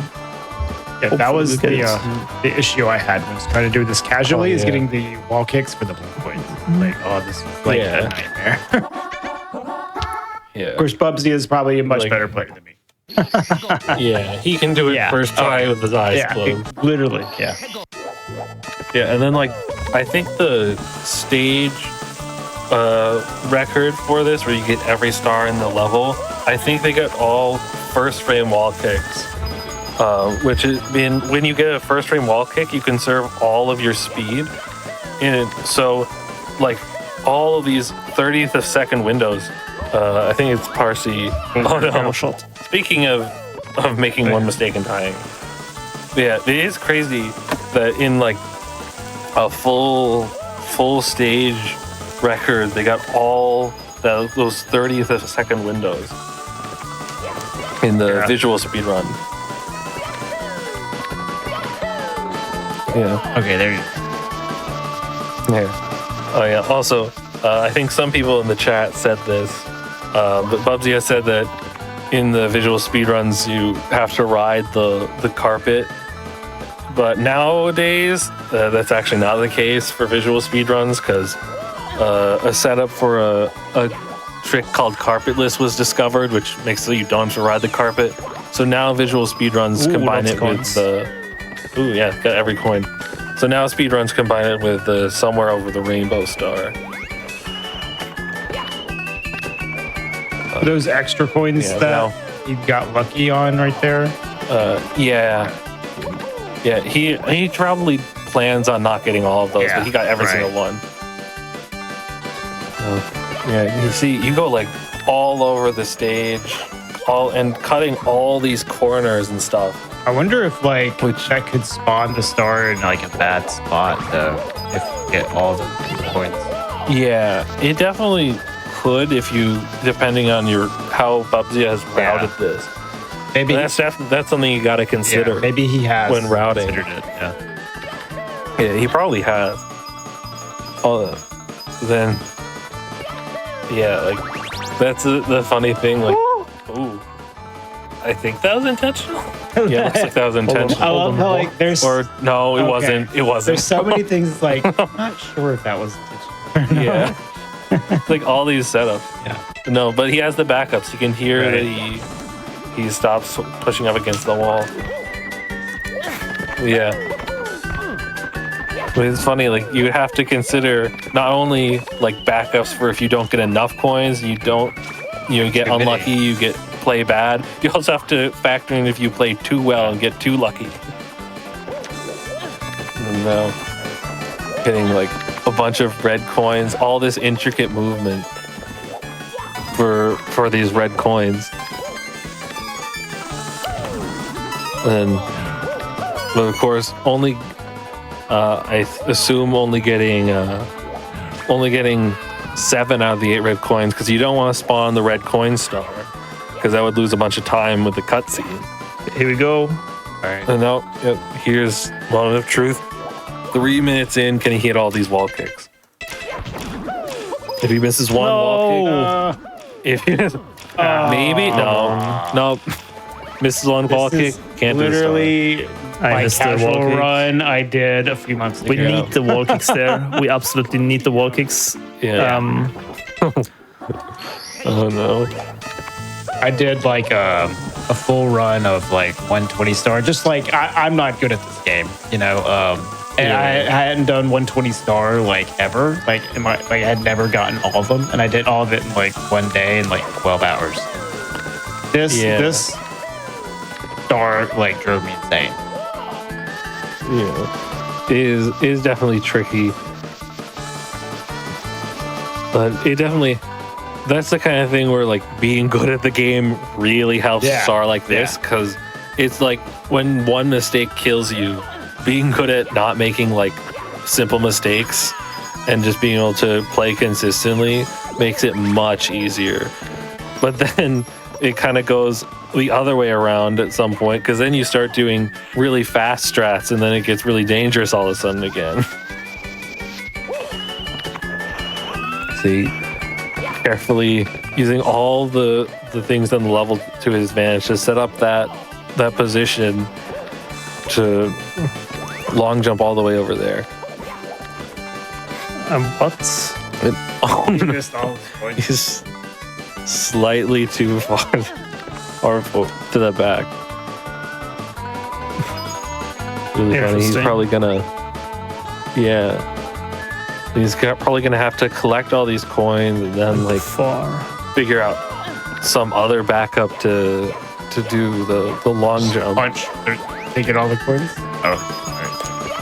Yeah. Ooh, I guess it works out. Wow, that looks amazing. Oh no, he's on. He's on the wrong. No, Willie. Okay, good. Oh my god. That was that unreal. Wow.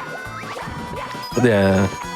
It is very nice when something it's really nice and also kind of funny when something you do something goes completely wrong, but it kind of just still works. Yeah. Like with the Bowser 1 fight from earlier. Like That was nuts. It still kind of worked out in the end. Then now we're finally almost getting back to where we were before. Okay. All those long jumps. And then see now that's what he's supposed to do. Oh, okay. Long jump there. Yeah. Or ledge grab. So now he can get there. Oh my god. Well, now Still we'll probably messes see the up, same. but in a back different way. up. Okay. Yeah. But then, just like knows exactly what to do. Wonder if he's a little off with his position. Yeah. I mean, I think he corrected it. he expects to be off. I think a little because makes like sense. with that moving platform, it's going to be a little random. So he makes sure to like grab ledges, or I think in this case just like walled. knowing that Yeah. the coin was in the right place. Yeah, he like went to the wall and slid. Yeah. Oh man. And then like right here, like he doesn't know if it's gonna be exactly right, so he goes to the wall. Yeah. A nice, clean, fast movement. Then jumping over the fire too. Luckily, the fire activates when you get near it and not like on a constant cycle, so you can plan ahead to dodge it. Get this.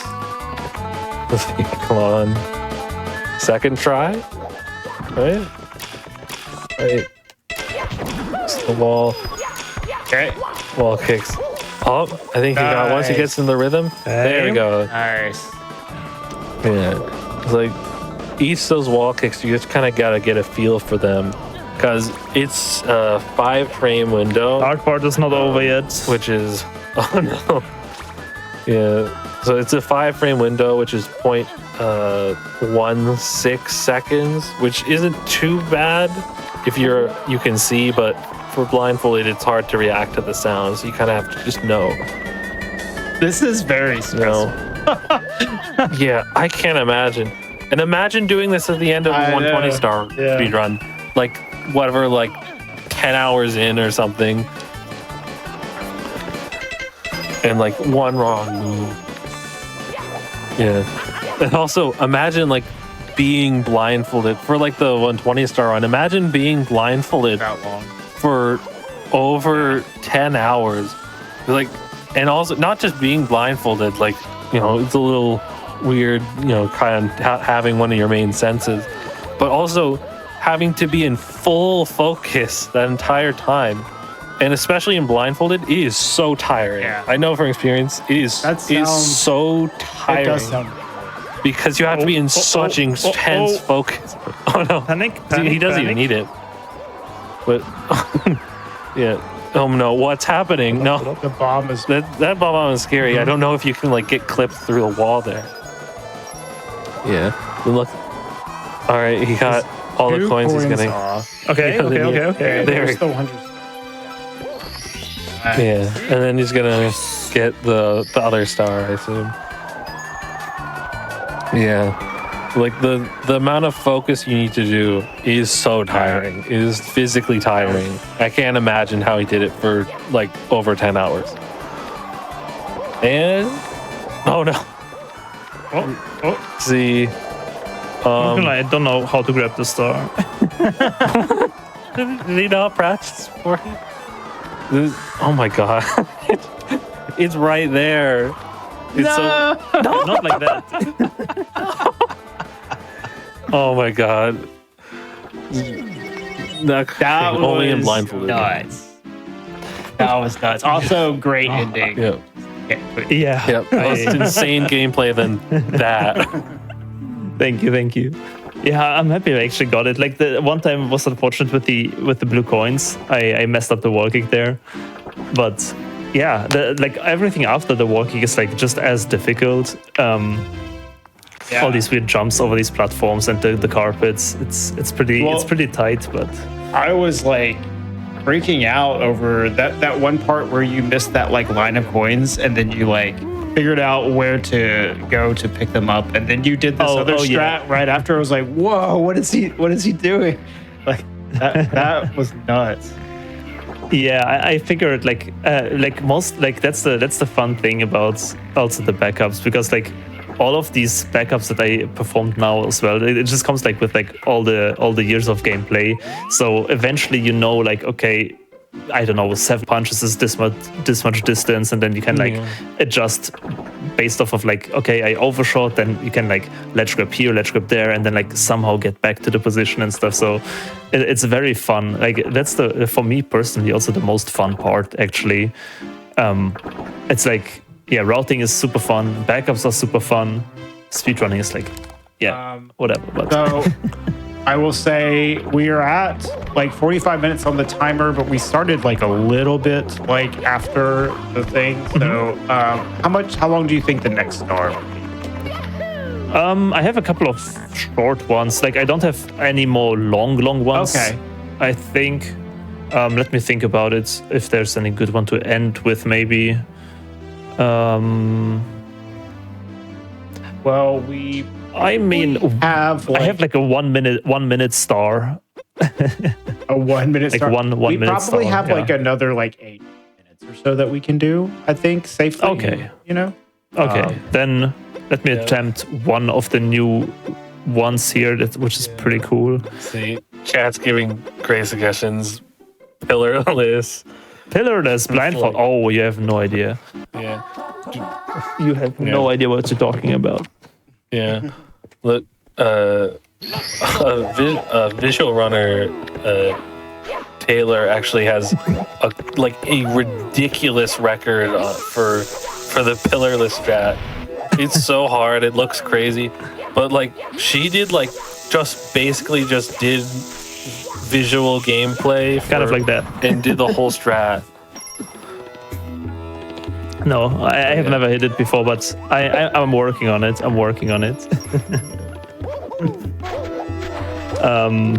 But yeah, there are some very fun ones. Also, because not only 120 star has become optimized with time, of course, but like the other categories are like 16 star, especially, is like so incredibly like fast at this point. Yeah, sub 20. Sub 20, yeah, we have literally a sub 20 blindfolded, which is crazy.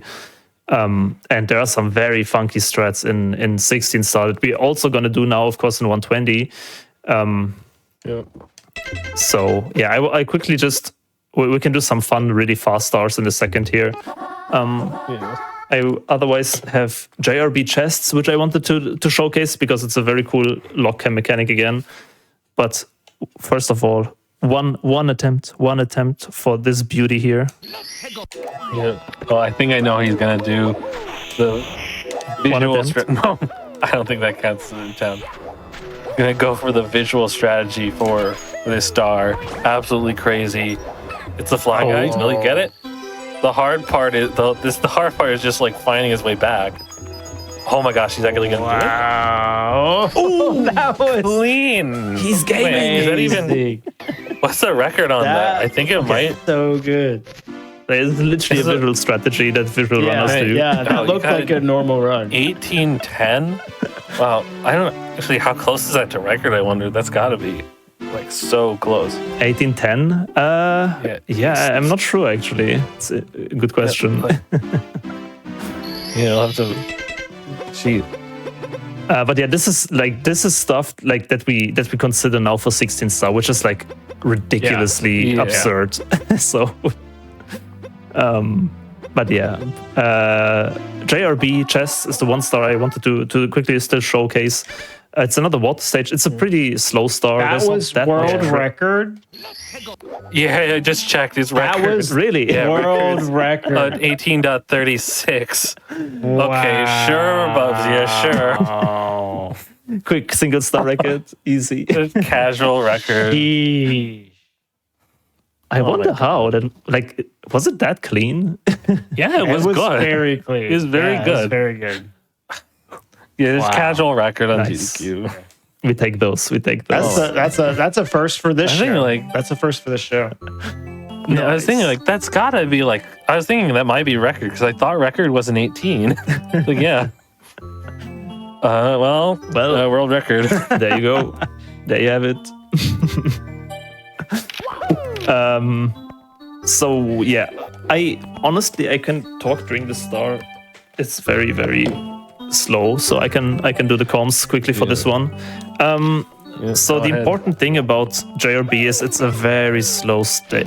Actually, for wrong star sticked. We need star 2 because the ship is gonna be. No, we need star 1 because the ship is needing to be on the ocean floor still. And then we basically, first of all, use the ship to normalize. We need to get into the cave. We're going for the star that is inside the cave. With the chests where there's like this little chest mini game. So we're now just gonna swim into the ship side, and it's like a buggy corner. Oh god, my Wii just lagged. Oh yeah. We just So, does that sometimes. I think I It's should be weird. there by now. And then we're gonna turn around for 4.5 beats. And then Using the ship like this hopefully is really cool. swim straight into the hole here. It's actually pretty difficult to hit sometimes. There we go. And then we're gonna we need to reach the other wall there, so I'm just gonna like jump there. That's the wall. And now what I'm gonna listen for the other wall, lock the cam, avoid all these pillars, and now you will be blindfolded as well. So you cannot see anything now, but I'm Classic. searching for a corner here, and I can confirm the corner with a sound. There's like a shh, shh sound when I am in the corner. There it is. Okay, so I know now I'm in the corner. I can just let go of everything in the controller, and I am perfectly here at the chests. From there, I need to do a camera tap, and then we're gonna lock the cam again, and we're gonna do a super cool, what we call moonwalk this is setup, really cool. because we're gonna kick the wall here, and then use the backwards momentum of the kick to do a moonwalk with the stick into the other chest. Hopefully I can perform it here. Nope. Hold on.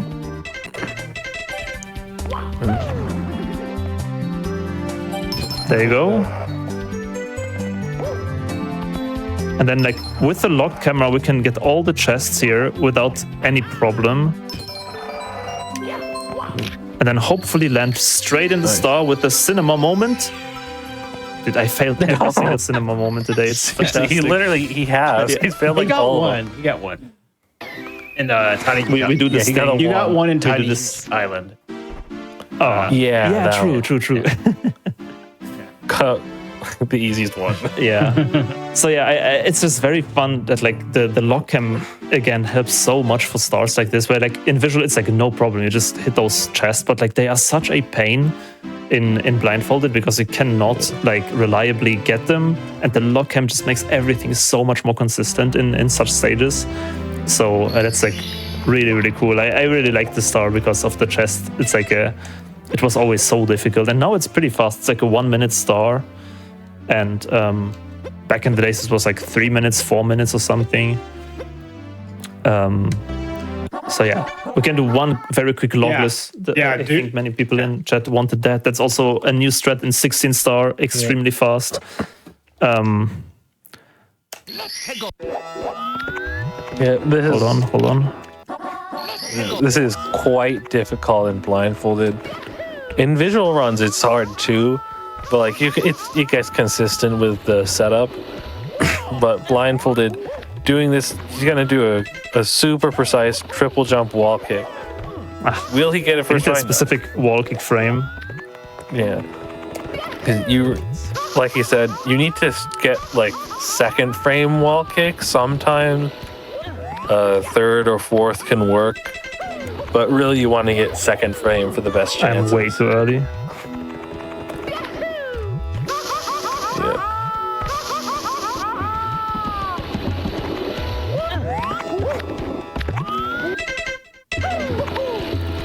See, you need a really precise angle for this to work. The first I think. Yeah, he's right. He got a first frame wall kick. So he's going just a little bit too early.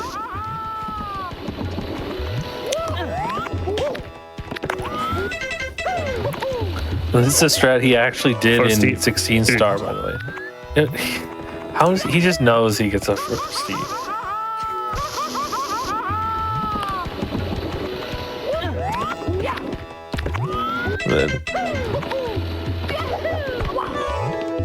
Okay, this should... No. Maybe I cannot get it. Okay. I'm washed. No. That's okay. Yeah. Gotta get back to 16 star to get the consistency. Yeah, for real. Come on, sub 19. Exactly. Yeah, that's actually a plan that I'm working on as well right now. So we're grinding. So if you want to see more Blindfolded, of course, I'm grinding 120 star routing and practice like every day. On the side of it, I also grind 16 star no LBLJ. It's like a side category. And after that, I want to go back to 16 star, like 16 star with LBLJ and everything for probably a sub 19. We will see how far I can push it actually. But like we do 120 star and always some kind of other side project, because 120 star is so long. I would just route for like a year otherwise without content, which is not so cool. But yeah, we're grinding lots of stuff. Very exciting times for us.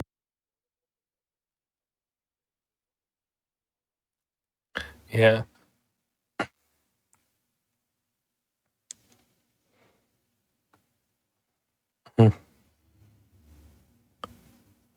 About it. So yeah, just wanted to throw it out if you're interested. Okay.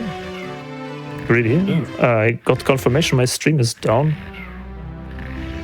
Okay. But yeah. Good tutorials like your 16 star tutorial. Yeah. For example, it's like crazy. Yeah, it's crazy how many more people have done 16 star. Like I remember, like there were like 4 people with a time under an hour, and now there's several more people and more, even more that have just gotten times that are a little longer.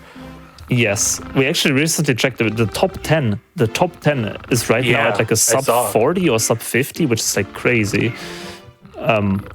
So we have like lots of new people who run. It's very cool. Yeah, that was amazing, Bubs. Yeah, thank you so much for showcasing all of that for us today. Like, just getting a casual world. That's the first world record like I've ever had on the show. So like, I mean, nice. It's not like you have them. You don't have them very often on GDQ, but like, yeah, that was really cool. Thank you so much for that. And first try too. Yeah. Yep. Like, really, just one run done.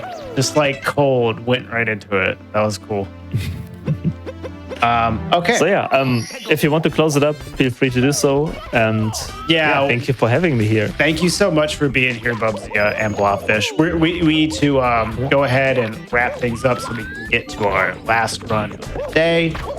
We have a Nightreign run coming up just after this by Nuclear Pasta Tom, which should be very cool and very different from this. A much newer game than this game, but it should be cool nonetheless. Thank you so much, Bubsia and Blobfish, for being here. And before we go, I want to give a quick shout out to Frame Fatales. Frame Fatales is GDQ's all-women and femme speedrunning community. It's preparing for its next event, Flame Fatales, running from September 7th to the 14th. The schedule's live at gamesdonequick.com/schedule/58. You can type !FF in the chat for information on how to join the Discord. Stay up to date with all things Frame Fatales. But that is all for today for the Super Mario 64 Blindfolded section of the stream. Thank you so much, Bubsy. I'd love to have you on again in the future. I appreciate that. That was amazing. That was amazing. Okay, we're going to go to break and we'll be right back with Nightreign, so stay right there.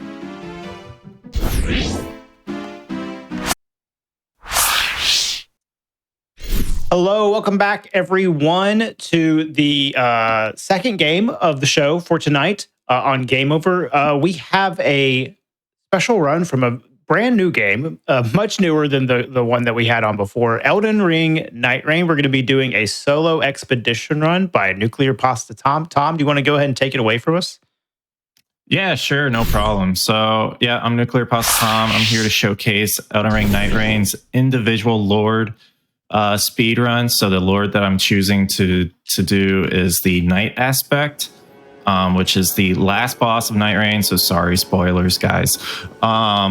And basically, if you want, I can go over some things in the beginning, which have to do with like relics, and then the first thing is that since it's an individual Lord, we want to find like a map that is, best for this. We can get the most damage out of it. So I've chosen a map from the list of total maps that are involved. Maps have like different locations placed around in different bosses. But the thing is that we don't know what items, what rewards, or what weapons are going to appear. Anytime we do this, we can't de-randomize that part of the run. But we can de-randomize the map. So I have that selected for us just to speed things up so we don't have to like reset the run over and over till we get the right seed. Now, as for what are these things on the screen? They're relics, and they're like these bonuses or perks that you get on your character at the start. And what we want to do as speedrunners is try to increase the amount of damage that we do like throughout the run. So the first relic right here is the main one is just physical attack up +1. That's plus 4% damage to every physical attack. The second relic has two perks that are rather important. The first one is attack power permanently increased for each Everjail prisoner defeated. That one increases your damage by 5% multiplicatively for every Everjail that's cleared. So we're going to have 6 or 7 cleared, so we're going to get like 34 or 40% more damage just from this one perk. The other perk on this relic is Sacred Blade on our starting weapon. I choose this because I know there's going to be a Deathrite bird rather early, and using Sacred Blade on a Deathrite bird is very effective. The last perk, or the last relic, has attack power increases after using grease items. So when you use a grease, you get a 10% increase in damage for 30 seconds. And then we also have a Stone Sword key in possession at the start of the expedition. That saves us time because Stone Sword keys unlock Everjails, and since we're trying to get as many Everjails as we can, that is what that will save us some time. So I'm going to start the expedition, and I guess time starts when the loading screen is here. Nowish. The run is still a little like slightly unofficial because the boards aren't quite out yet. Is that correct, Tom?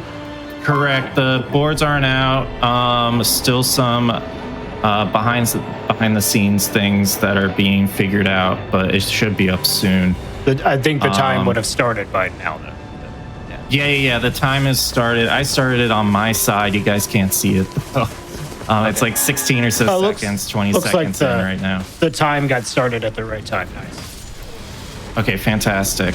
So we're going to be clearing this first camp. Not completely. We don't need all of them dead. I just kill like 4 or 5 of them, and then I run away. And we're going to head over to this great church. The great church is going to have a chest, which can give us a stone sword key. So we want to get that because we want to kill we want to get some Everjails at the start to increase our damage to make things easier. So we did get a stone sword key. That is good. I'm going to drop some of the crap that the chest gave me. We basically just want to find stone sword keys, greases, as well as weapons and talismans that give increase to damage. As a raider, that's the night farer that I've chosen for this run. Is the raider, and the raider really likes it when you have great weapons like great hammers, great axes, colossal weapons.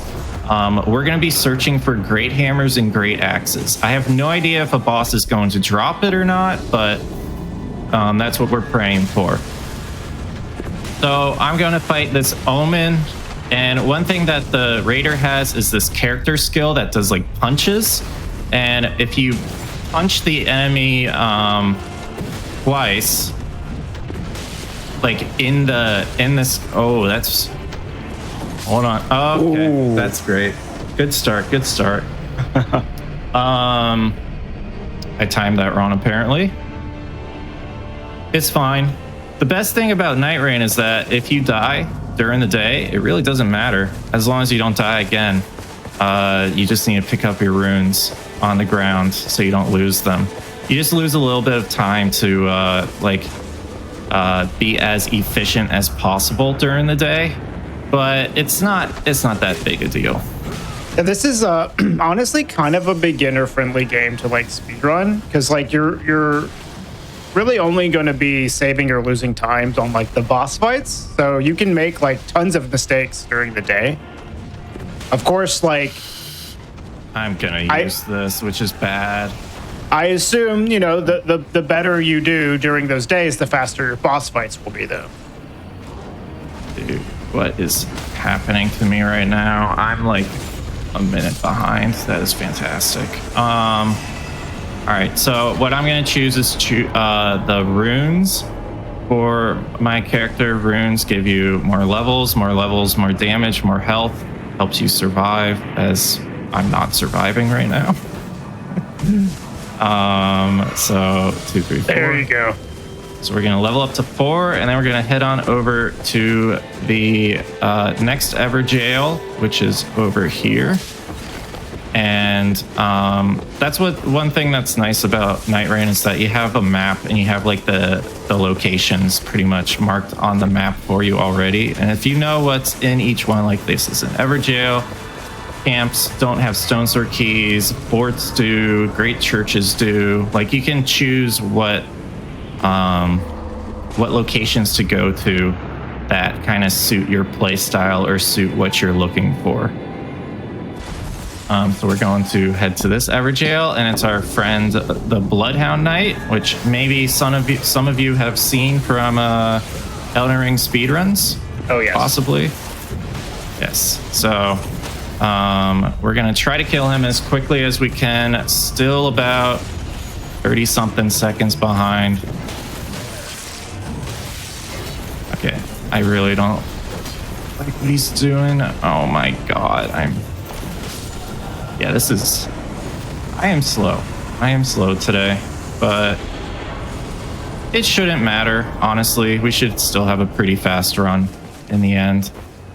I'm gonna try to get my ult back, my ultimate back at this point. because the ultimate should kill this flower. Maybe I should just skip this guy right now because of how slow I am at the moment, but it's fine. We will ult. And I'm killing this enemy here so that way I can get some kind of like some weapon drop. We're looking for a weapon right now. This Colossal's just not gonna do it in the end. Like you can use it, you know, it's got Sacred Blade on it, and the final boss is weak to Sacred, to like Holy. But we just got Great Stars, so that is a bit better. The final boss is not weak to, or does not get affected by bleed. That's all right. So here's the Deathrite Bird that I was talking about earlier. I'm gonna be careful here, so I'm gonna try to focus.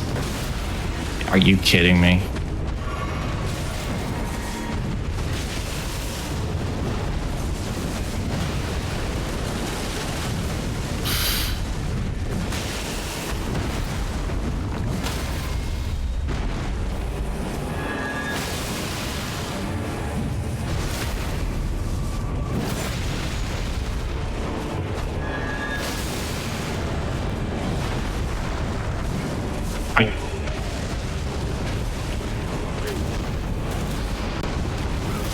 Nice. Okay. It's dead.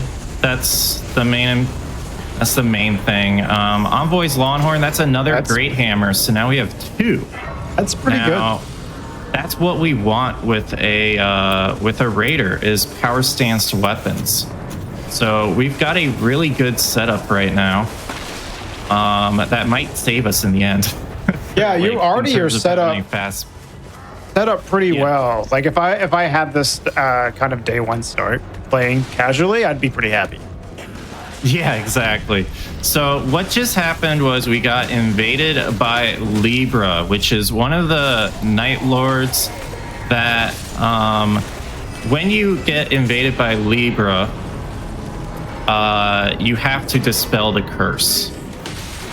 Okay, dude.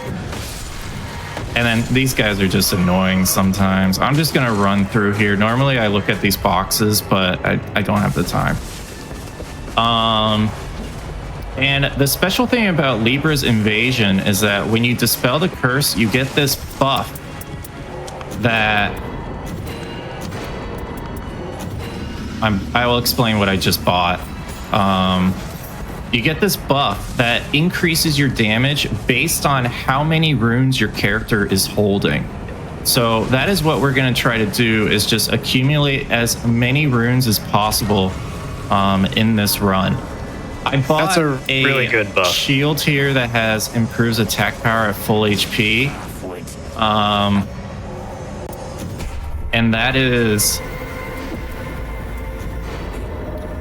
that gives us a 10% increase, which is very good. All right, here I have to stay alive as well. Just gotta be careful here. Now, Libra is also weak to Holy, so getting this Holy Great Hammer is amazing right now. It's also weak to the Raider in general. What do you mean by that? I mean, you just kind of stagger him to death. I honestly, I don't think that this version of him does the like super madness like phase. Does it do that? No, that was just the phase right there. It was basically phase 1 of the Night Lord boss. Yeah, that's right. So as long as you practice that a little bit, you can kill him. I just got some runes from him, so now I do more damage. And I also did that to get a potential good talisman. I didn't get anything good though, unfortunately. I got a survival talisman, which is nice on like a casual run, but it's not good for a speed run, is all. But we're heading on over to this township and also a boss here. It's going to be a Leonine Misbegotten, and those will give us either one, like, you know, maybe another damage increase from Leonine, And then 2, the township is going to have some damage increase items for us as well, which is going to be really nice to have. I don't know why he started that way. He normally does not do that. But luckily I know how to fight a Leonine Misbegotten.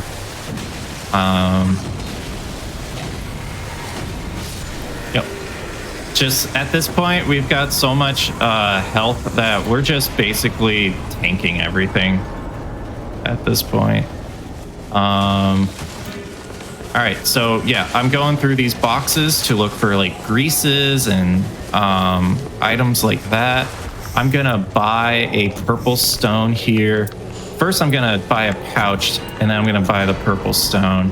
Then I'm gonna upgrade the great hammer, and then I'm going to buy more grease. I'm gonna buy a stone sword key, the ritual sword talisman. I'm gonna drop the other talisman.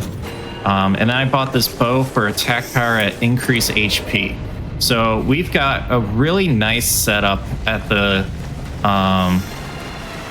end of day 1. We've got power stance weapons. We've got 2 attack increase items here.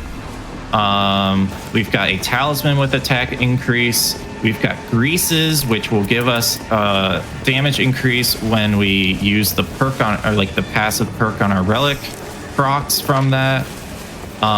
We're in a good spot, I would say. And let's just kill this Everjail, or clear this Everjail that's over here in the corner. And then we're gonna go into this fort, and then we're gonna drop down to where the night boss is. That's the plan. So this is the Dragonkin soldier. It has 120 poise. So 4 jump attacks and a punch will do just fine. And then we're gonna take the runes, and we're not gonna level. Actually, we're gonna save the runes here. Why did we do that? Because it adds more damage from the Libra buff, right? So if you have 100,000 runes, you're adding 30% more damage to all attacks. Doesn't matter if you're full health or not. It's, oh my god, that is amazing. Just got another full HP relic or perk on my character. So this might be one of the best starts I've ever had. Even with that mistake. Yeah. That was crazy. All right, so I'm going to drop here, and basically what you want to do is you want to get to the circle before it starts, because you want to minimize the amount of time that the night boss even is alive. So you want to have the ads show up early. So that's what we're doing here. Oh, I don't know why that happened. So this is Normally actually one of the ways you phased. save time, I think, is by just clearing out these night bosses as fast as you can. Exactly. It's like one of the only ways to do it, other than fighting the Night Lord quickly. So I'm going to take off this symbol of avarice because it slowly drains my HP over time. And I'm going to look and see if I have any like golden vow or anything. Doesn't appear so. I'm going to look at that here. So we're going to use the thorny. We're going to use the blood boil. And then I'm just going to use a dragon wound grease.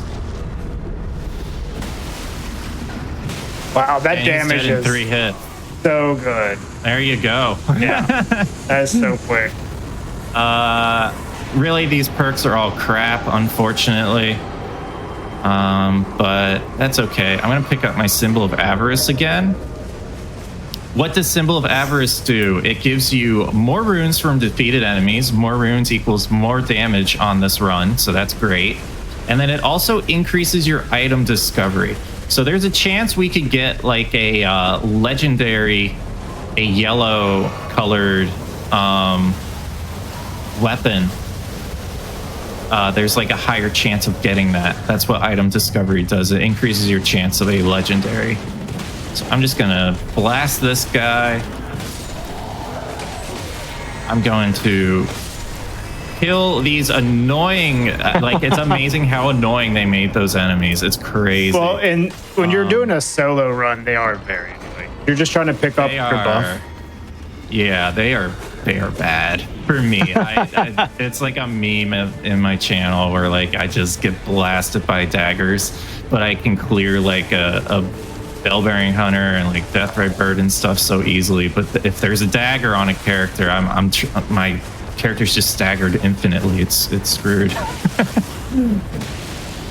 All right, so now we're just going to essentially clear as many Everjails as we can. We're going to go and just try to finish all the Everjails, get as many keys, and then we're going to go into the castle and basically get as many runes as we possibly can. All right. While you're clearing these jails, is it okay if I get in one announcement? Yeah, go ahead. Okay. This is a good time. All right. So our Hotfix Summer merch collection is live. If you're a Hotfix fan, make sure to head over to theyeti.com/GDQ to check out our brand new Hotfix shirt, keychain, and sticker pack. Also, I want to give a shout out to Black in a Flash. It's a community that uplifts and connects Black speedrunners of all levels, hosting special events throughout the year to raise money for charity and celebrate Black voices in the speedrunning scene. Learn more or apply to get involved at gdq.gg/BAF and follow at blackinaflash.bsky.social on Blue Sky for the latest updates. And back to you, Tom. All right, great. So we just cleared another Everjail. That is a total of, if you look at your relic, you can see a little number 4 next to the Everjail perk.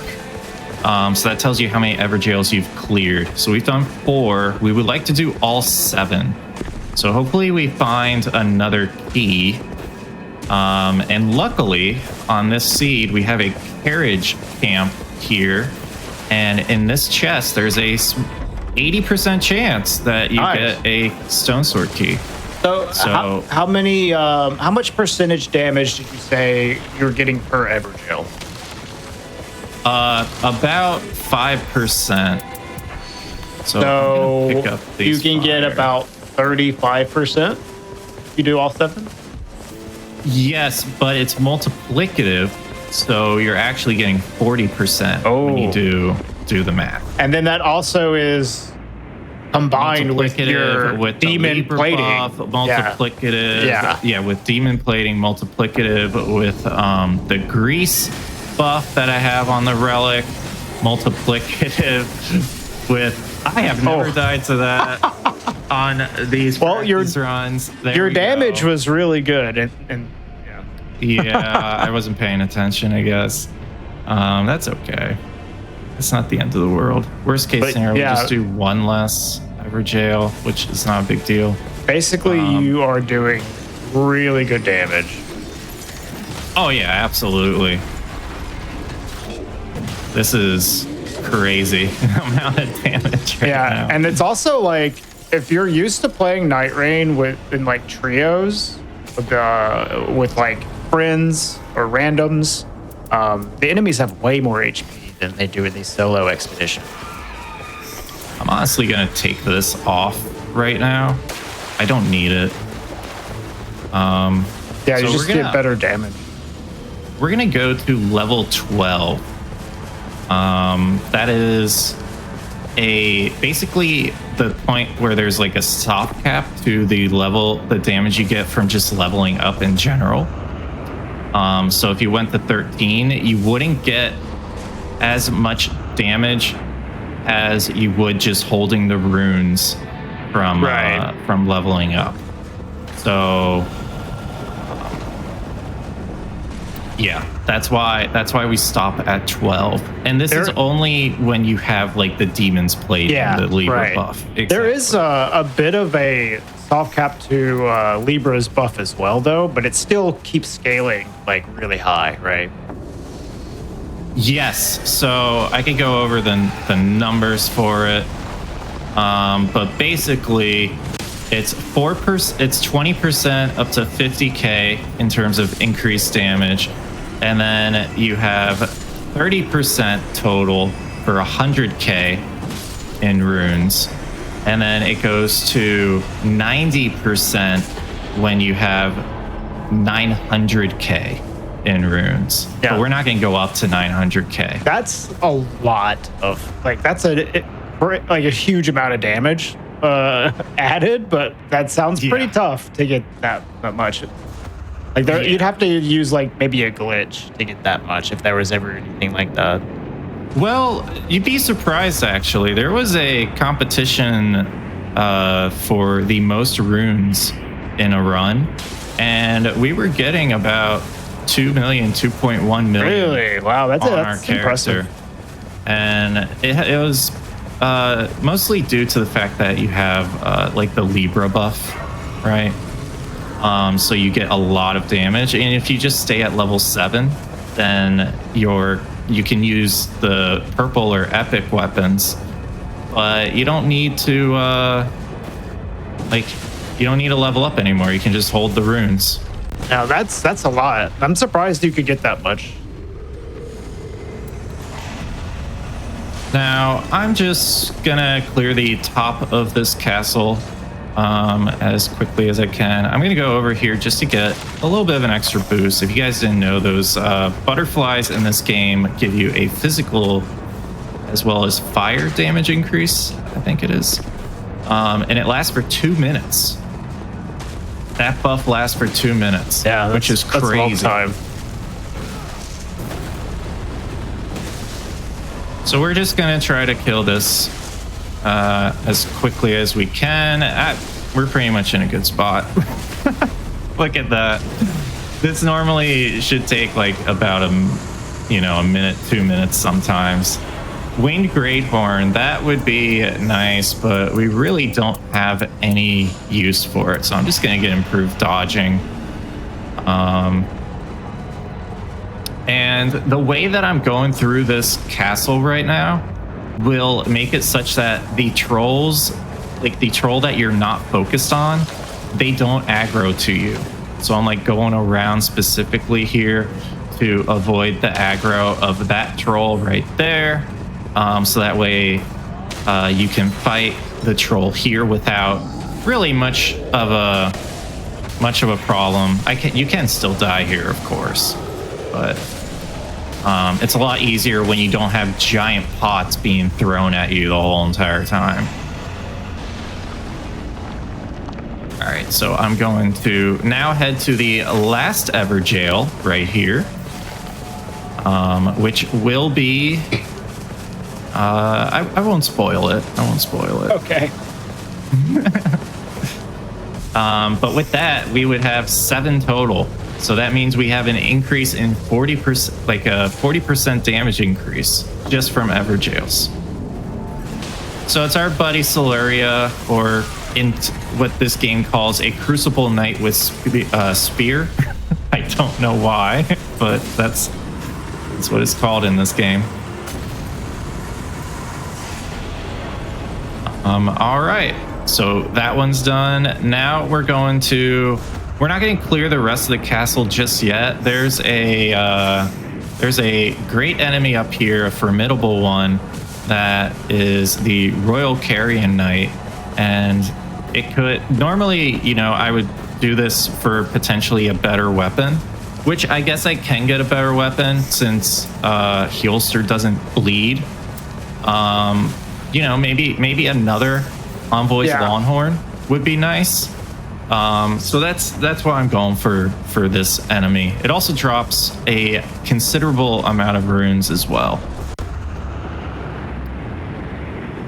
And that's where most of our damage is coming from, is the amount of runes that we're just holding on our character. I'm wondering how many jump attacks you're going to need to kill the final boss. Let's count. 1. Yeah. Oh, the final boss. We can count this one too. That's 2. 3. Okay. A little bit of a halvesy. 4. 5. 6. 6. Another Drafted. Legendary. Unfortunately, it's got nothing good with it. But yeah, we've got pretty much everything except maybe you get we could another find, talisman? an exalted flesh would be nice. But yes, I can get another talisman, which is exactly where I'm heading, by the way. Oh, nice. We're going to go to the bottom of the castle where you can, there's another formidable enemy there. And when you kill that enemy, you can go up the stairs and there's a chest which has a guaranteed 3 talismans that you can choose from, and you choose one of them. Before we go there, let's just kill this guy right here. Man, we are really doing a lot of damage. This is crazy. Do we get more damage? Oh my god, is that a full HP? Oh, is that another one? Oh, come on. These little guys are really annoying. This is classic I don't Nightreign want to. right here. I'm gonna drop this item and then I'm going to pick that up. Nice. And then I'm gonna go. Got it. I think And we're gonna kill the red wolf that's down here as quickly as we can before we go for the night boss fight. Honestly, we should be fully healed for this. I was about to say, There we go. this dog is so annoying. Yes, it doesn't have this. Ow. Doesn't have the sword from normal Elden Ring, so the moveset's like annoyingly different. Exactly. It doesn't have that sword. And that's like the most we got it in the punishable corner. attacks. Attack when wielding 2 armaments is potentially better than a full HP, because if I get hit, then I'm going to lose some true. damage. So I put that on my character. And now we're going to check the last talisman check. Funny. Yeah. Actually, we're gonna do that. Why not? Let's get some extra holy. Oh yeah, damage. extra holy damage. Nice. The best thing about these scorpion charms, I'm going to head this way because there's a little fire here that you can get a little damage boost on before the fight. And it should last because it's 2 minutes long. But the scorpion charm, it's minus 3% physical damage negation, but 15% holy attack power. So that is a massive. That is a massive increase and not much of a negative to it either. Unlike base game Elden Ring. Base game Elden Ring, you get like a, I don't know, 20% increase in damage when you use a scorpion charm. Now's not the time. Now's not the time. It's fine. You have some leeway on these if you get here early. Yeah, I'm really hoping I have enough of a leeway right now. Okay, we're good. We're good. Okay, so I guess we're using Blood Boil. That's fine. Do we have any Golden Vow or anything? Nope. All right, so we're gonna use Blood Boil now. We're gonna use Fire Grease, and we're just gonna pray that we're just gonna try to stay alive. Oh my god, I'm so bad. Normally, if you avoid that, then you can get more damage in. My character was just staying there, but it's not a terrible fight. It wasn't the best, but it's not a terrible one. Honestly, don't know. It's the best. All right. Overall, not a bad fight. We don't have a Blood Boil now for Keelster, but it's fine. I'm gonna get the Wending Grace just for safety in case I make a mistake. But hopefully that doesn't happen. because as you're about to see, the damage output on this character is bananas. Everybody, especially phase 1. count the jump attacks in chat. All right, I'm gonna eat a flesh, and then I'm going to grease, and then, oh, my bad.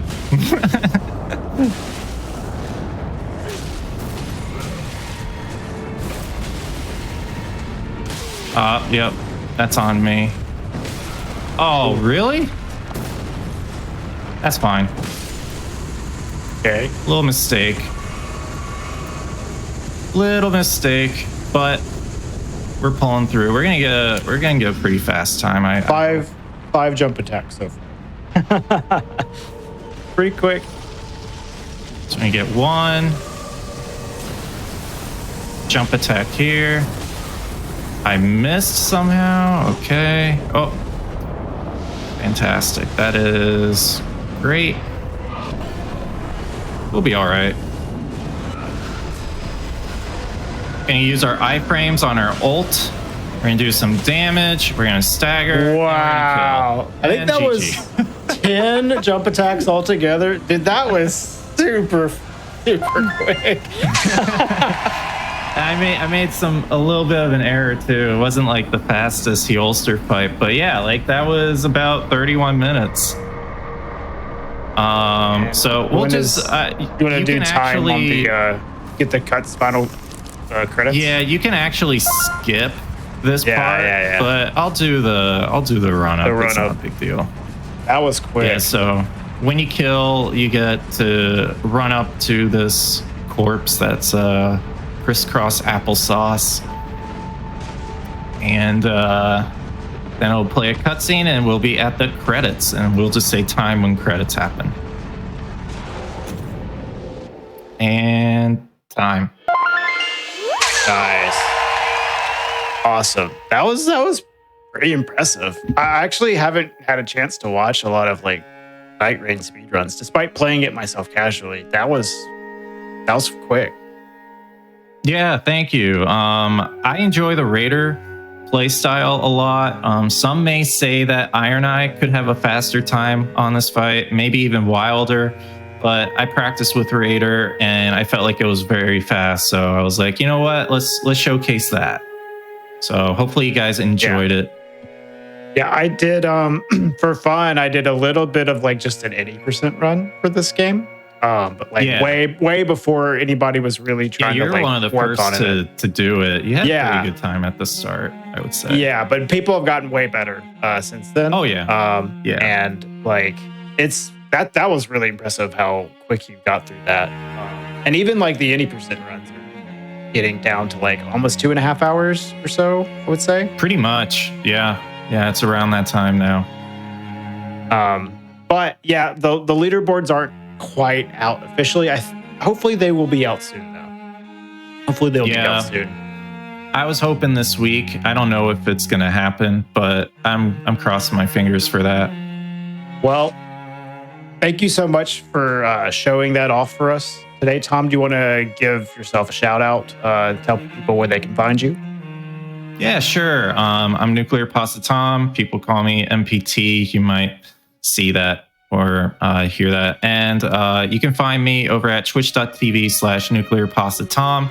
I also have a YouTube channel, youtube.com/nuclearpastatom as well, the @nuclearpastatom in the URL. And you'll see me doing Elden Ring Nightreign, Souls-like content. And it's speedruns, challenge runs, no hits, all that stuff. So if you enjoy that, come stop by and have a good time. Absolutely. Thank you so much, Tom. That was an amazing show. 2 really, really cool. Well, actually, I guess 3 really cool runs from Bubzia and Tom.